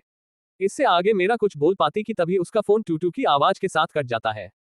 करण तुरंत अपनी गाड़ी स्टार्ट करके आगे बढ़ता है तो उसका ध्यान अपने से 5 से 7 किलोमीटर आगे चल रही एक एसयूवी जैसी गाड़ी पर जाता है। कारण अपनी आध्यात्मिक चेतना व आध्यात्मिक दृष्टि का इस्तेमाल करके उसे स्कैन करता है तो उसे पता चलता है कि उसे गाड़ी में कोई और नहीं मीरा ही है और मीरा को उठाने वाला वही लड़का है जो नाइट क्लब के अंदर बहुत ज्यादा बदतमीजी कर रहा था। कारण अपनी गाड़ी की स्पीड बढ़कर उनके पीछे पीछे लगा देता है। बस अब उनकी गाड़ी का कोई गाड़ी पीछा कर रही है। किडनैपर के ड्राइवर ने बाकी लोगों से कहा। वह किडनैप करने वाला लड़का अपनी गर्दन बाहर निकाल कर देखता है तो उसे पता चलता है ये गाड़ी कारण की है तो वह हंसते हुए अंदर बैठकर कहता है, अभी इसका आशिक पीछे आ रहा है, चलो गाड़ी को अपने में हड्डी की तरफ ले चलो। ट्रैफिक बहुत ज्यादा होने के कारण कारण उनके ज्यादा पास नहीं जा पा रहा था, लेकिन वह गाड़ी को अपनी आंखों से गायब भी नहीं होने दे रहा था। कारण 10 किलोमीटर दूर तक बिना किसी सहायता से गाड़ी को ट्रैक कर सकता था। कारण की आध्यात्मिक चेतना सम्राट स्टार के तीसरे सितारे जितनी पहुंच चुकी थी, भले ही उसका रैंक ग्रैंड मास्टर के अंतिम सितारे पर था। किडनैपर की गाड़ी एक टूटी हुई फैक्ट्री के सामने जाकर रुकती है तथा वे लोग मीरा को खींचकर ले जाकर अंधेरे एक कमरे में कुर्सी पर बांध देते हैं। मीरा के मुंह पर कपड़ा बंधा हुआ था तथा उसके हाथ भी पीछे की तरफ बढ़े हुए थे। वह किडनैप करने वाला लड़का बोलता है, अभी छमिया, मैं तेरे को बोला था ना कि एक वन नाइट स्टैंड कर लेते हैं, लेकिन तुझे तो अपने आशिक से साथ है, मुझसे लड़ना था, जग्गू दादा के छोटे भाई से लड़ना था, अभी देखते रहा क्या होता है, अभी तू हम सब की रातें रंगीन करेगी और वह तेरा आशिक भी करने के लिए अब उनके पीछे पीछे आ रहा है। मीरा उसे गुंडे की बातें सुनकर थोड़ी डर जाती है तथा रोने लगती है। कुछ देर बाहर की तरफ बहुत सारी गाड़ियों के एक साथ रुकने की आवाज आती है तो वह लड़का उठकर बाहर चला जाता है। अरे विकी भाई, आप कैसे हो? ये कहते हुए वह लड़का उसे आदमी के गले लगाता है। अरे टीकू यार, मैं तो ठीक हूँ, तू बता कैसा सोच रहा बाबा मचा रखा है तूने अंदर? यह है विक्की का छोटा भाई टिक्यू है और यह है शहर की दूसरी जानी मानी गैंग है। वह कुछ नहीं भाई, वह नाइट क्लब में एक लौंडिया बहुत ज्यादा बदतमीजी कर रही थी मेरे साथ तो उसको ही उठाकर लाया हूँ। ये कहकर टिक्कू हंसने लग जाता है। विक्की भी उसके साथ है हंसने लग जाता है। तभी विक्की कहता है, चल तूने आज अच्छा माल पड़ा है लगता है, जहां अंदर जाकर मजे कर। जी भाई, टिक्कू कहता है और उठकर इस कमरे में चला जाता है जहां पर मीरा को बांध कर रखा था। वह एक इंजेक्शन में ड्रग भरता है तथा मीरा को दिखाते हुए कहता है, तेरे को मालूम है क्या, यह नया लव ड्रग आया है, यह एक बार बॉडी में इंजेक्ट कर दो तो ये जब भी तुम्हारे पास कोई मर्द आएगा तो अपने आप असर दिखने लग जाता है और इस डर का असर 3 दिन तक रहता है। ये कहते हुए वह इंजेक्शन टीकू मीरा के बाजू में लगा देता है और मीरा के मुंह को खोल देता है। मीरा एकदम से रोने लग जाती है। टीकू मीरा को भी कुछ बोलता है उससे पहले ही बाहर दरवाजा तोड़कर एक गाड़ी अंदर आने की आवाज सुनाई देती है। टिकट कर बाहर चला जाता है तो बाहर देखा है कि उसे लड़की के आशिक ने फैक्ट्री का दरवाजा तोड़ते हुए एक गाड़ी में बैठा हुआ अंदर आ गया है। टीकू विक्की को देखते हुए कहता है, भाव यही वह लड़का है जो बार में मेरे को थप्पड़ मारा था। चुपचाप उसे लड़की को छोड़ दो, करण ने एक वाक्य कहा और बिना किसी इमोशन के उन सभी को घर रहा था। ये देखकर उनमें से विक्की के चलने की आवाज आती है तो सभी विक्की की तरफ देखते हैं। विक्की अंदर जाता है तथा अंदर से मीरा को खींचकर बाहर ले आता है। मीरा के हाथ और पर अभी भी बड़े हुए थे और उसे लाकर टीकू के पैरों के पास गिरा देता है। विक्की कारण को देखते हुए कहता है, क्या बेहीरो तू इस लड़की के लिए इधर आया है, लगता है तुझे तेरी जिंदगी से प्यार नहीं है। ये कहते ही वह अपनी गन निकाल लेता है और करण की तरफ एक शॉट फायर कर देता है। सभी को लग रहा था कि कारण अभी मर जाएगा तथा मीरा की आंखों से आंसू बहुत तेजी से निकलने लगते हैं, लेकिन कुछ सेकंड बाद भी किसी के गिरने की आवाज नहीं आते तो सभी कारण की तरफ देखते हैं जिसने अपने हाथों में गोली को पकड़ रखा था। करण को अब बहुत ज्यादा गुस्सा आने लगता है जिस कारण के शरीर से आध्यात्मिक ऊर्जा भारी मात्रा में निकलने लगती है और इसका दबाव चारों तरफ फैलने लगता है। मीरा को भी अपने आप पर दबाव महसूस होता है। मैंने तुम सभी को जिंदा रहने के लिए एक मौका दिया था। ये कहते हुए कारण धीरे धीरे आगे बढ़ने लगता है तथा मीरा को अपनी गोद में उठा लेता है। जैसे ही वह मीरा को अपनी गोद में उठता है तो मीरा को अपने ऊपर कोई भी प्रेशर महसूस नहीं होता। कारण वापस मुड़कर जो ही गाड़ी की तरफ बढ़ने लगता है तभी हॉल के अंदर खड़े सभी गैंग मेंबर्स के कर दबाव के कारण फूटने लगते हैं। चारों तरफ सर फूटने की आवाज का शोर आने लगता है। मीरा जैसे ही अपनी नजरें घूमकर देखती है तो उसे काफी डरावना एहसास होता है और वह तुरंत अपनी आंखें बंद कर कारण के सीने से लग जाती है। करण मीरा को गाड़ी में बैठता है तथा उसके हाथ पैर खोल देता है। तभी करण की नजर टूटे हुए दरवाजे के पास जाती है जहां पर एक आदमी खड़ा था। कारण उसकी तरफ देखा है तो वह आदमी घबराते हुए कहता है, उनके साथ नहीं हूँ भाई, मैं तो बस एक छोटी मोटी गैंग का लीडर हूँ, प्लीज आप मेरे को जिंदा छोड़ दीजिए। ये कहते हुए आदमी काफी डरा हुआ महसूस कर रहा था क्योंकि उसने अपनी आंखों के सामने सभी आदमियों के कर हवा में फूटते हुए देखे थे। क्या नाम है तुम्हारा? करण ने उसे आदमी से पूछा। मेरा नाम उदय है और मैं डेविल गैंग का हेड हूँ, वह आदमी डरते हुए अपनी पहचान के बारे में बताता है। इस शहर में और कितनी गैंग्स है? कारण उसे आदमी से फिर से पूछता है। भाव अब मेरी गैंग के अलावा एक गैंग और बची है, बाकी तीसरी गैंग को अपने खत्म कर दिया है। ये कहते हुए आदमी अपने शरीर में ठंडी सिहरन को महसूस करता है। ठीक है, तुम आज से मेरे लिए काम करोगी तथा इन सभी बॉडीज को ठिकाने लगा दो और उनके एरिया को भी तुम अपने कंट्रोल में ले सकते हो। ये कहते हुए कारण मीरा को अच्छे से गाड़ी में बैठा देता है तथा खुद भी गाड़ी में बैठकर निकल जाता है। उदय अपने आसपास के भयानक नजारे को देखकर काफी डर महसूस करता है तथा अपने दोस्तों को या गैंग मेंबर्स को कॉल करके बुलाता है तथा उन्हें सारी हालत को बताता है और इन सभी क्लासों को ठिकाने लगाने के लिए कहता है। रातों रात पूरी अंडरवर्ल्ड की दुनिया में ये खबर फैल जाती है कि एक 18 से 20 साल के लड़के ने विक्की की गैंग को सिर्फ कुछ मिनट के अंदर ही पूरी तरीके से खत्म कर दिया है और उसने डेविल गैंग को अपने कंट्रोल में ले रखा है। गाड़ी में बैठी मीरा अचानक से कारण से कहती है, बस मुझे बहुत ज्यादा गर्मी लग रही है। ये कहते हुए मीरा अपने कपड़ों को ढीला करने लग जाती है। बस 2 मिनट में गाड़ी पार्क कर दूं, फिर हम मिलके अंदर ही चल रहे हैं। ये कहते हुए कारण मीरा को उठना है तथा विला के अंदर अपने रूम में ले जाता है। मीरा तुरंत बाथरूम के अंदर जाती है तथा सबर ऑन करके अपने ऊपर ठंडा पानी गिरने लगती है।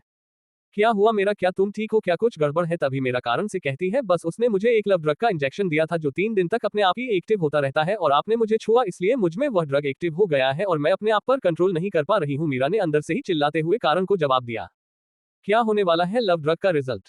जो भी होगा जानने के लिए पढ़ना होगा आपको नेक्स्ट चैप्टर काफी इंटरेस्टिंग होने वाला है। सो रीडर पढ़ते रहिए। द इमोर्टल अंपायर CH20 कारण का मीरा को टीज करना। जैसा कि हमने अभी तक पढ़ा है कि करण मीरा को वहां से बचा कर ले आता है तथा घर पर आने के बाद कारण को पता चलता है कि विकी की गैंग वालों ने मीरा को लव ड्रग का इंजेक्शन दे दिया है। अब आगे मीरा का चिल्लाता हुआ जवाब सुनने के बाद कारण बाहर से ही मीरा से पूछता है, क्या मुझे डॉक्टर को बुलाना चाहिए? तुम खुद भी तो बहुत कुछ जानते हो मेडिकल फील्ड के बारे में, तो क्या तुम मेरा इलाज नहीं कर सकते हैं? मीरा ने अंदर से ही कहा। मैं कर तो सकता हूं पर क्या तुम करवाना चाहोगी? उसमें मुझे तुम्हें टच करना पड़ेगा। करण ने हिचकी चाहते हुए अपने शब्दों को पूरा किया। तुम जो भी चाहे जैसा चाहो वैसे करो मुझसे अब और यह सब कंट्रोल नहीं हो रहा है, मीरा ने दरवाजा खोलकर बाहर आते हुए कहा। इस वक्त मीरा के शरीर पर केवल उसके अंतर्वस्त्र ही दिखाई पड़ रहे थे। मीरा को यूं देखकर कारण का भी गला सूख रहा था। कारण अपनी जगह से खड़ा होता है तथा मीरा के पास जाकर उसे पकड़ के सोफे पर बैठता है। कारण अपने हाथों को धीरे धीरे मीरा के मूल बिंदुओं पर मसाज करते हुए अपनी आध्यात्मिक ऊर्जा डालने लगता है, जिससे धीरे धीरे मीरा को थोड़ा सा रिलैक्स फील होने लगता है। क्या तुम्हें थोड़ा अच्छा फील हो रहा है? करण ने मीरा से मसाज करते हुए ही पूछा। हाँ, लेकिन इससे मेरी बेचैनी में कोई कमी नहीं आ रही है, मुझे बहुत ही ज्यादा बेकाबू सा महसूस हो रहा है, मीरा ने लंबी गहरी सांस से लेते हुए कहा, जिससे मीरा के चेस्ट एरिया में ऊपर नीचे होने के कारण कामुकता दिखाई पड़ रही थी। ठीक है, मैं तुम्हारे कुछ उत्तेजना बिंदुओं पर मसाज करने वाला हूँ, इसलिए कुछ मिनट के लिए अपने शरीर पर काबू करने की कोशिश करना ही है। कहते हुए कारण ने मीरा को गोद में उठाया तथा बिस्तर पर लेटा दिया। करण मीरा से दूर होने ही वाला था कि तभी मीरा ने अपने होंठ कारण के होठों पर रख दिए। अभी करण कुछ रिएक्शन देता उससे पहले ही मीरा बड़े वाइल्ड तरीके से कारण के होठों को काटने में चूमने लगी। कारण किसी तरह अपने आप पर काबू पाकर मीरा को रोकने की कोशिश करता है, परंतु मीरा उत्तेजना में बहने के कारण काफी वाइल्ड तरीके से करण को किस करने लग जाती है। कारण अपने दिमाग पर काबू करके अपने किस को कंटिन्यू रखते हुए अपने हाथों से मीरा के प्राइवेट पार्ट के पास से उत्तेजना बिंदुओं को मसाज देने लगता है। धीरे धीरे मीरा बेहोशी की सी हालत में जाने लगती है और कुछ मिनट के बाद मीरा धीरे धीरे बेहोश हो जाती है। करण धीरे से मीरा से अलग होता है तथा अपने उंगलियों को अपने होठों पर फिर आते हुए कहता है, जंगली बिल्ली कहानी की कितने बुरी तरीके से मेरे मुलायम होठों को काटा है। करण हल्की सी मुस्कुराहट लिए हुए कबड्डी से कपड़े निकलता है तथा फ्रेश होने के लिए बाथरूम चला जाता है। करण नहाकर कुछ देर में ही वापस बाहर निकलता है तो उसका ध्यान बेड पर आंखें खोलकर लेती हुई मीरा पर जाता है। क्या हुआ तुम्हें, तुम ऐसे क्यों लेती हो? करण ने मीरा से पूछा। मुझे फिर से अपनी बॉडी में सेंसेशन फुल हो रही है, मीरा ने थोड़ा सा ऑकवर्ड फील करते हुए कारण को कहा, क्योंकि मीरा को अभी अपनी की गई हरकत वापस से याद आ जाती है। करण मीरा को यूं नजर चुराते हुए देखा है और एक हल्की सी मुस्कुराहट के साथ है मीरा से कहता है, खड़े हो जाओ और यह टैबलेट को और कुछ ही देर योग करने के बाद तुम नहाने चली जाना, उससे ड्रग का असर तुम्हारी बॉडी से पूरी तरीके से खत्म हो जाएगा। ये कहते हुए कारण बॉडी रिफाइनिंग की एक टैबलेट है मीरा की तरफ उछलते हुए बिस्तर पर बैठ जाता है। मीरा तुरंत उसे गोली को लेकर खा लेती है तथा योगा करने के लिए नीचे बैठने लगते हैं। तुम्हारे पास ऐसी कितनी गोलियां हैं? मीरा ने पूछा। अभी तो केवल 2 ही बची हैं, लेकिन मैं इन्हें और भी बन सकता हूँ, क्यों तुम्हें और चाहिए क्या? कारण ने जवाब देते हुए मीरा से कहा। अच्छा, तुम और कैसी बिल बना सकते हो? मीरा ने एक बार फिर से कारण से पूछा। मैं हर बीमारी के लिए एक टैबलेट बन सकता हूं, मैं एक्यूपंक्चर थेरेपी को तथा एनर्जी एक्शन विधि से इलाज न करके टैबलेट से इलाज करना ज्यादा पसंद करता हूं, क्योंकि यह काम रिस्की व काम खतरनाक है होती है, करण ने जवाब देते हुए कहा। मैं अभी तक तुमको जितना जाना है उससे मुझे ये तो जरूर पता चल गया कि तुम कोई आम इंसान नहीं हो, तुमने ये सब कहां से सीखा? मीरा ने अचानक से कारण से पूछा। ये सवाल सुनकर कारण भी थोड़ा हैरान हो जाता है, क्योंकि उसने अभी तक इस बारे में कुछ सोचा ही नहीं कि वह अपनी ऐसा धारण स्किल्स को आम लोगों में ऐसे ही दिखाएगा तो उनका इस बारे में नेगेटिव या पॉजिटिव कैसा भी विचार हो सकता है। कुछ लोग उसे इस सब बारे में जानकारी निकलवाने के लिए परेशान करेंगे, वही कुछ लोग उसे अपने फायदे के लिए दबाने की कोशिश भी कर सकते हैं। मीरा ने कारण को यूं ही खोए हुए देखा तो कहा, कोई नहीं, तुम मुझे इस बारे में नहीं बताना चाहते तो मत बताओ, लेकिन मैं बस तुमसे इतना ही कहूंगी कि तुम्हें अपनी स्किल्स को आम लोगों के सामने नहीं आने देना चाहिए, इससे तुम्हें खतरा हो सकता है और तुम मुझ पर भरोसा कर सकते हो, मैं भी इस बारे में किसी को भी नहीं बताऊंगी, मीरा ने एक मुस्कुराहट के साथ कहा तथा टैबलेट खाने के बाद योग करने के लिए बैठ जाती है। लगभग 1 घंटे के बाद मीरा अपने योग से उठती है तो उसे हल्की बदबू महसूस होती है। मीरा तुरंत समझ जाती है कि है उसके शरीर से निकली गंदगी के कारण ही आ रही होती है, इसलिए वह तुरंत ही उठकर बाथरूम में नहाने के लिए चली जाती है। वही कारण को कुछ ही देर में नींद आ जाती है। मीरा दरवाजा खोलकर बाहर आती है, वार्डरोब से कपड़े निकालकर वापस बाथरूम की तरफ जाने वाली होती है कि उसका ध्यान सोते हुए मासूम कारण पर चला जाता है। कारण कोई मासूमियत से सोता हुआ देखकर मीरा कुछ देर उसे निहारती है तथा अपने मन में ठीक रहती है कि तुम काफी क्यूट हो और बाकी सब से काफी अलग भी, मुझे पता नहीं कैसे पर तुमसे एक अट्रैक्शन फुल हो रहा है, हालांकि मैं तुमसे 5 से साल बड़ी हूँ, लेकिन फिर भी मैं तुम्हें अपने लिए जरूर पन चाहूंगी, मीरा ने धीरे से ही बड़बड़ाते हुए अपने शब्दों को कहा तथा कपड़े लेकर वापस बाथरूम में घुस जाती है। वही कारण जो अभी तक सो रहा होता है, मीरा के अचानक दरवाजा बंद करके जाने से उसकी आंखें खुल जाता था, उसके चेहरे पर एक क्यूट सी स्माइल आ जाती है। करण मनी हेमंत सोते हुए कहता है, 5-6 साल बड़े हुई तो क्या हुआ, तुम मुझे हासिल कर सकती हो? ये कहते हुए कारण मुस्कुराता है तथा फिर से आंख बंद करके सो जाता है। अब तक मीरा ने भी कपड़े चेंज कर लिए होते हैं, वह भी नाइट ड्रेस पहनकर बाहर आ जाती है तथा सोते हुए कारण को देखकर बेड के दूसरे तरफ जाकर सो जाती है। कुछ ही देर में कारण को एहसास होता है कि कोई उसे लिफ्ट कर सो रहा है। कारण अपनी आंखें खोलकर देखता है तो मीरा उस बच्चों की तरह है, चिपकी हुई थी। कारण अपना एक हाथ है मीरा के सर पर रखता है तथा उसे अपने से चिपक कर सो जाता है। वहीं शहर में कहीं दूसरी तरफ एक आदमी अपने असिस्टेंट को गुस्से से चिल्लाते हुए कह रहा होता है, उसने रहमान इंटरप्राइजेज के मालिक को ओपन किया है, उसका एडमिशन कैसे भी करके इस कॉलेज से कैंसिल करवाओ तथा साथ में ही उसके माँ बाप को भी सड़क पर लाने की तैयारी करो। यह कोई और नहीं सूर्य प्रताप का कंपीटिटर्स होता है, जो कारण के कारण एक के मैच की वजह से अपनी 1 लाखों की डील हार गया होता है। इन सबसे अलग करण और मीरा एक दूसरे के आगोश में सोए हुए होते हैं। वहीं दूसरी तरफ एक लड़की अपने असिस्टेंट से कहती है मीटिंग कल कितने बजे रखी गई है। असिस्टेंट जवाब देते हुए कहता है मैडम मीटिंग कल शाम को ही रखी गई है।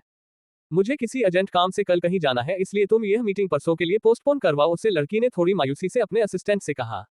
वह असिस्टेंट अपनी गर्दन हाँ में हिलता है तथा रूम से बाहर चला जाता है। जाते हुए वह मन में ही सोच रहा होता है मैं असिस्टेंट तो किसी पॉलिटिशियन का हूँ, वही ऑर्डर मुझे ये लड़की दे रही है, जबकि इसको पॉलिटिक्स का टीवी नहीं मालूम है। अगर इस लड़की ने सर की जान नहीं बचाई होती तो वह मुझे इस बेवकूफ सी लड़की के पीछे पीछे यहाँ पर नहीं भेजते। जी हाँ, आप सही समझ रहे हैं, ये लड़की खुद कोई पॉलिटिशियन ने होकर किसी के कनेक्शन के थ्रू यहाँ पर आई है। धीरे धीरे रात यूं ही बीत जाती है तथा सुबह हो जाती है। खिड़की से आई चिड़ियों की आवाजों को सुनकर मीरा धीरे धीरे कसमस आने लगती है, तो उसे फिर होता है कि उसके शरीर को किसी ने टाइटली होल्ड कर रखा है, जिससे वह छूट नहीं पा रही। ऐसा महसूस करके तुरंत मीरा की आंखें खुल जाती है और उसका ध्यान अपने चेहरे के जस्ट सामने एक हैंडसम से चेहरे पर चला जाता है। निराकरण के चेहरे में ही खो जाती है तथा अपनी उंगली आगे बढ़कर कारण की आंखों को तथा नोच को टच करने लग जाती है। तभी मीरा का ध्यान कारण के होठों पर जाता है, जहां पर उसने बीते किया होता है। वह निशाने पर खून आने के हल्के से निशान दिखाई पड़ते हैं, जिसे मीरा हल्के से सहलाने लगा जाती है। अभी मीरा कोई हुए कारण को महसूस कर ही रही होती है कि तभी अचानक कारण आंखें खोल देता है। करण की अचानक आंखें खोलने से मीरा हड़बड़ा कर पीछे होने की कोशिश करती है, लेकिन कारण ने उसकी कमर को पकड़ रखा था। वह वापस से खींचकर उसे अपने सीने से लगा लेता है। मीरा अपनी गर्दन ऊपर करके कारण के चेहरे को सवालिया निगाहों से देखती है। मुझे छोड़ो, खड़े होने दो, मीरा ने ऑकवर्ड होते हुए कारण से कहा। हाँ हाँ हाँ, खड़े हो जाना, लेकिन तुम अभी कर क्या रही थी? कारण ने एक टीचिंग सिमिले के साथ मीरा से पूछा। वह मैं तो कुछ भी नहीं कर रही थी, मेरा ऐसा कोई इंटेंशन नहीं था। वह तो तुम्हारे होठों पर चोट लगी थी, इसलिए मैं तो बस उसे ही देख रही थी। मीरा ने मासूमियत से अपने आप को बचाने के लिए कारण के सामने एक बहाना बनाने की कोशिश करते हुए कहा। हाँ अच्छा, तो तुम मेरी चोट को देख रही थी, पर क्या तुम्हें पता है कि वह चोट मुझे कैसे लगी थी? कारण ने फिर से इस टीचिंग करने वाले लहजे में मीरा से पूछा। मुझे कैसे पता होगा? मीरा ने अपनी बात कहते कहते ही आगे रुक जाती है, क्योंकि उसे रात की वह सीन याद आने लगते हैं जब उसने अपने आप से काबू खोकर कारण को वाइल्डली किस करना स्टॉप कर दिया होता है। ये सब याद करके मीरा को काफी शर्म महसूस होती है तथा वह अपनी गर्दन फिर से कारण के सीने में छुपा लेती है। करण मीरा को यूं करते देखा हल्का सा मुस्कुराता है तथा उसके सर को सहलाने लगता है। अच्छा ठीक है, खड़ी हो जाओ, मुझे अभी फ्रेश भी होना है। ये कहते हुए कारण मीरा को अपने से अलग करता है तथा उठकर बाथरूम में रेडी होने के लिए चला जाता है। करण के जाते ही मीरा अपना फेस तकिया में दबाकर अपने आप पर ही चिल्लाते हुए कहती है, मेरा यू इडियट, तुम ऐसे कैसे कर सकती हो? तुम्हें अपने आप पर कंट्रोल रखना चाहिए था। अब कर तुम्हारे बारे में क्या सोच रहा होगा कि तुम कैसी लड़की हो जो ऐसे ही किसी लड़के को किस कर लेती हो? कितना बड़ा इंप्रेशन रहा होगा मेरा। ये कहते हुए मेरा बेड के सॉफ्ट पिल्लो को पांच करने लग जाती है, जैसे कि वह अपना गुस्सा निकल रही हो। मीरा अभी यह सब कर ही रही होती है कि तभी कारण दरवाजा खोलकर बाहर आ जाता है और मेरा कोई बच्चों जैसी हरकतें करते हुए देखकर कहता है, अभी यह बच्चों जैसी हरकतें छोड़ो और फ्रेश होकर ब्रेकफास्ट बनाओ, मुझे अभी कुछ देर और नीचे आने में लग सकती है। मैं स्टडी रूम में जा रहा हूँ, ब्रेकफास्ट बनने के बाद बुलाने के लिए आ जाना। ये कहते हुए कारण मीरा को छोड़कर स्टडी रूम में चला जाता है। करण स्टडी रूम में जाकर अपनी आयामी दुनिया का दरवाजा खुलता है तथा उसके अंदर जाकर उसे वृक्ष के नीचे यामिनी वैक्सीन कैट को देखने की कोशिश करता है, लेकिन उसे अभी भी वहां पर एक ऊर्जा का पुंज दिखाई पड़ता है। कारण अभी ज्यादा न सोते हुए कुछ देर साधना करके अपने शरीर से अशुद्धियों को बाहर निकलता है तथा मन ही मन सोचता है, अभी मुझे बहुत से ताकतवर जानवरों के अवशेषों की जरूरत पड़ेगी, जिससे मैं अपनी साधना को आगे बढ़ा सकूं तथा साथ में ही मुझे अपने भविष्य के लक्षण को निर्धारित कर लेना चाहिए, परंतु मुझे इस सब के बारे में यामिनी से बात करनी होगी। करण आयामी दुनिया में लगभग 24 से 25 घंटे तक साधना करके बाहर वापस आ जाता है, जहां अभी तक 9 बजे बज चुके होते हैं। तभी बाहर कोई दरवाजा नौकरी करता है। यस कमिंग, कारण अंदर से कहता है। तभी दरवाजा खोलकर रीमा अंदर आती है। हेलो बॉस, नीचे नाश्ता बन गया, चलो नीचे नाश्ता करने के लिए। सीमा को देखकर कारण हैरान हो जाता है और इस हैरानी में पूछता है, तुम यहाँ कैसे? तुम तो अपने फ्लैट पर चली गई थी ना? करण को यूं सवाल करता देख रीमा जवाब देते हुए कहती है, वह मुझे मीरा ने अपनी हेल्प करने के लिए बुलाया है, उसे अपने रहने के लिए रूम साफ है करना है। अभी तक पता नहीं बेचारी कैसे खोल के सोफे पर सो रही थी। मीरा ने जो बहन रीमा को बताया था वही बहन रीमा कारण के सामने रहते हुए देखनीय भव दिखती है। करनी है सुनकर मन ही मन सोचता है, कितने गजब बहाने बनाती है, मेरा तो सोफे पर सोने वाली लड़की वो तुम्हें कहां से लगती है? मन ही मन करण कहता है तथा नाश्ता करने के लिए नीचे रीमा के साथ है चल पड़ता है। करण रीमा दोनों नीचे डाइनिंग टेबल पर आकर बैठ जाती हैं। तभी मीरा ब्रेकफास्ट टेबल पर रखते हुए पास की चेयर पर बैठकर अपनी प्लेट में सबे करके खाने लगती है। सभी अपनी प्लेट में डालकर खाना खा ही रहे होते हैं कि तभी कारण के मुंह से हल्की सी आह निकल जाती है, जिसे सुनकर रीमा कारण को देखते हुए पूछता है, क्या हुआ? बस खाना ज्यादा स्पाइसी है क्या? नहीं, खाना स्पाइसी नहीं, वह मेरे होठों पर थोड़ी सी चोट लगी है, इसीलिए थोड़ा सा तीखा भी लगने पर जलन महसूस हो रही है, कारण मेरी माँ को समझाते हुए कहा। रीमा ने जब ध्यान से कारण को होठों पर देखा तो उसे बाइट के निशान साफ साफ दिखाई पड़ते हैं। ये देखकर रीमा एक शरारती सी मुस्कुराहट के साथ है कारण से कहती है, क्या बात है, बस आपको अभी में सिटी आए हुए कुछ ही दिन हुए हैं और आपने तो अपने लिए गर्लफ्रेंड भी ढूंढ ली है। रीमा की यूं गोल गोल बातों को सुनकर कारण रीमा से कहता है, नहीं ऐसा तो कुछ भी नहीं है। अभिकरण अपनी पूरी बात कंप्लीट भी करता उससे पहले ही बड़ी माँ रहती है, तो फिर वह आपके होठों पर लव बाइट किसने दिया है? रीमा की बात सुनकर कारण कुछ रिस्पांस करता है, उससे पहल मीरा को खांसी आने लग जाती है। मीरा को पानी का गिलास देते हुए कारण कहता है, अरे ये तो किसी मच्छर ने काट लिया, इसलिए तुमको ऐसा लग रहा है। करण का जवाब सुनकर मीरा करण को घूरते हुए पानी पीकर नाश्ता करने लग जाती है। अभी सभी ने अपना नाश्ता कंप्लीट किया होता है कि तभी रीमा का फोन बजने लगता है। वह कॉल उठाकर कुछ देर बात करती है तथा मेरा व्याकरण को देखते हुए करती है, पॉलिटिशियन से हमारी मीटिंग थी, वह कल के लिए पोस्टपोन हो गई है। ठीक है, कोई बात नहीं, करण ने इतना ही कहा था कि तभी करण का भी फोन बजने लगता है। ये कॉल नेहा जी का होता है। हेलो करण बेटा, तुम कहाँ हो? नीलम जी ने घबराते हुए कारण से कहा। अपनी माँ की घबराहट महसूस कर कारण नीलम जी से पूछता है, क्या हुआ मन, कोई बात है तो आप मुझे बता सकती हो। बेटा तुम जल्दी से जल्दी घर आ जाओ, तुम्हारे पापा का एक्सीडेंट हुआ है, नीलम जी ने अपने रोने से आवाज में कहा। ठीक है माँ, मैं आ रहा हूँ, कारण ने कहा। अभी करण उठकर जाने ही वाला होता है कि तभी उसे उदय का कॉल आ जाता है। उदय जो कि डेविल गैंग का सरगना था। हाँ बोलो द, क्या बात है, तुमने इतनी सुबह सुबह कॉल कैसे किया?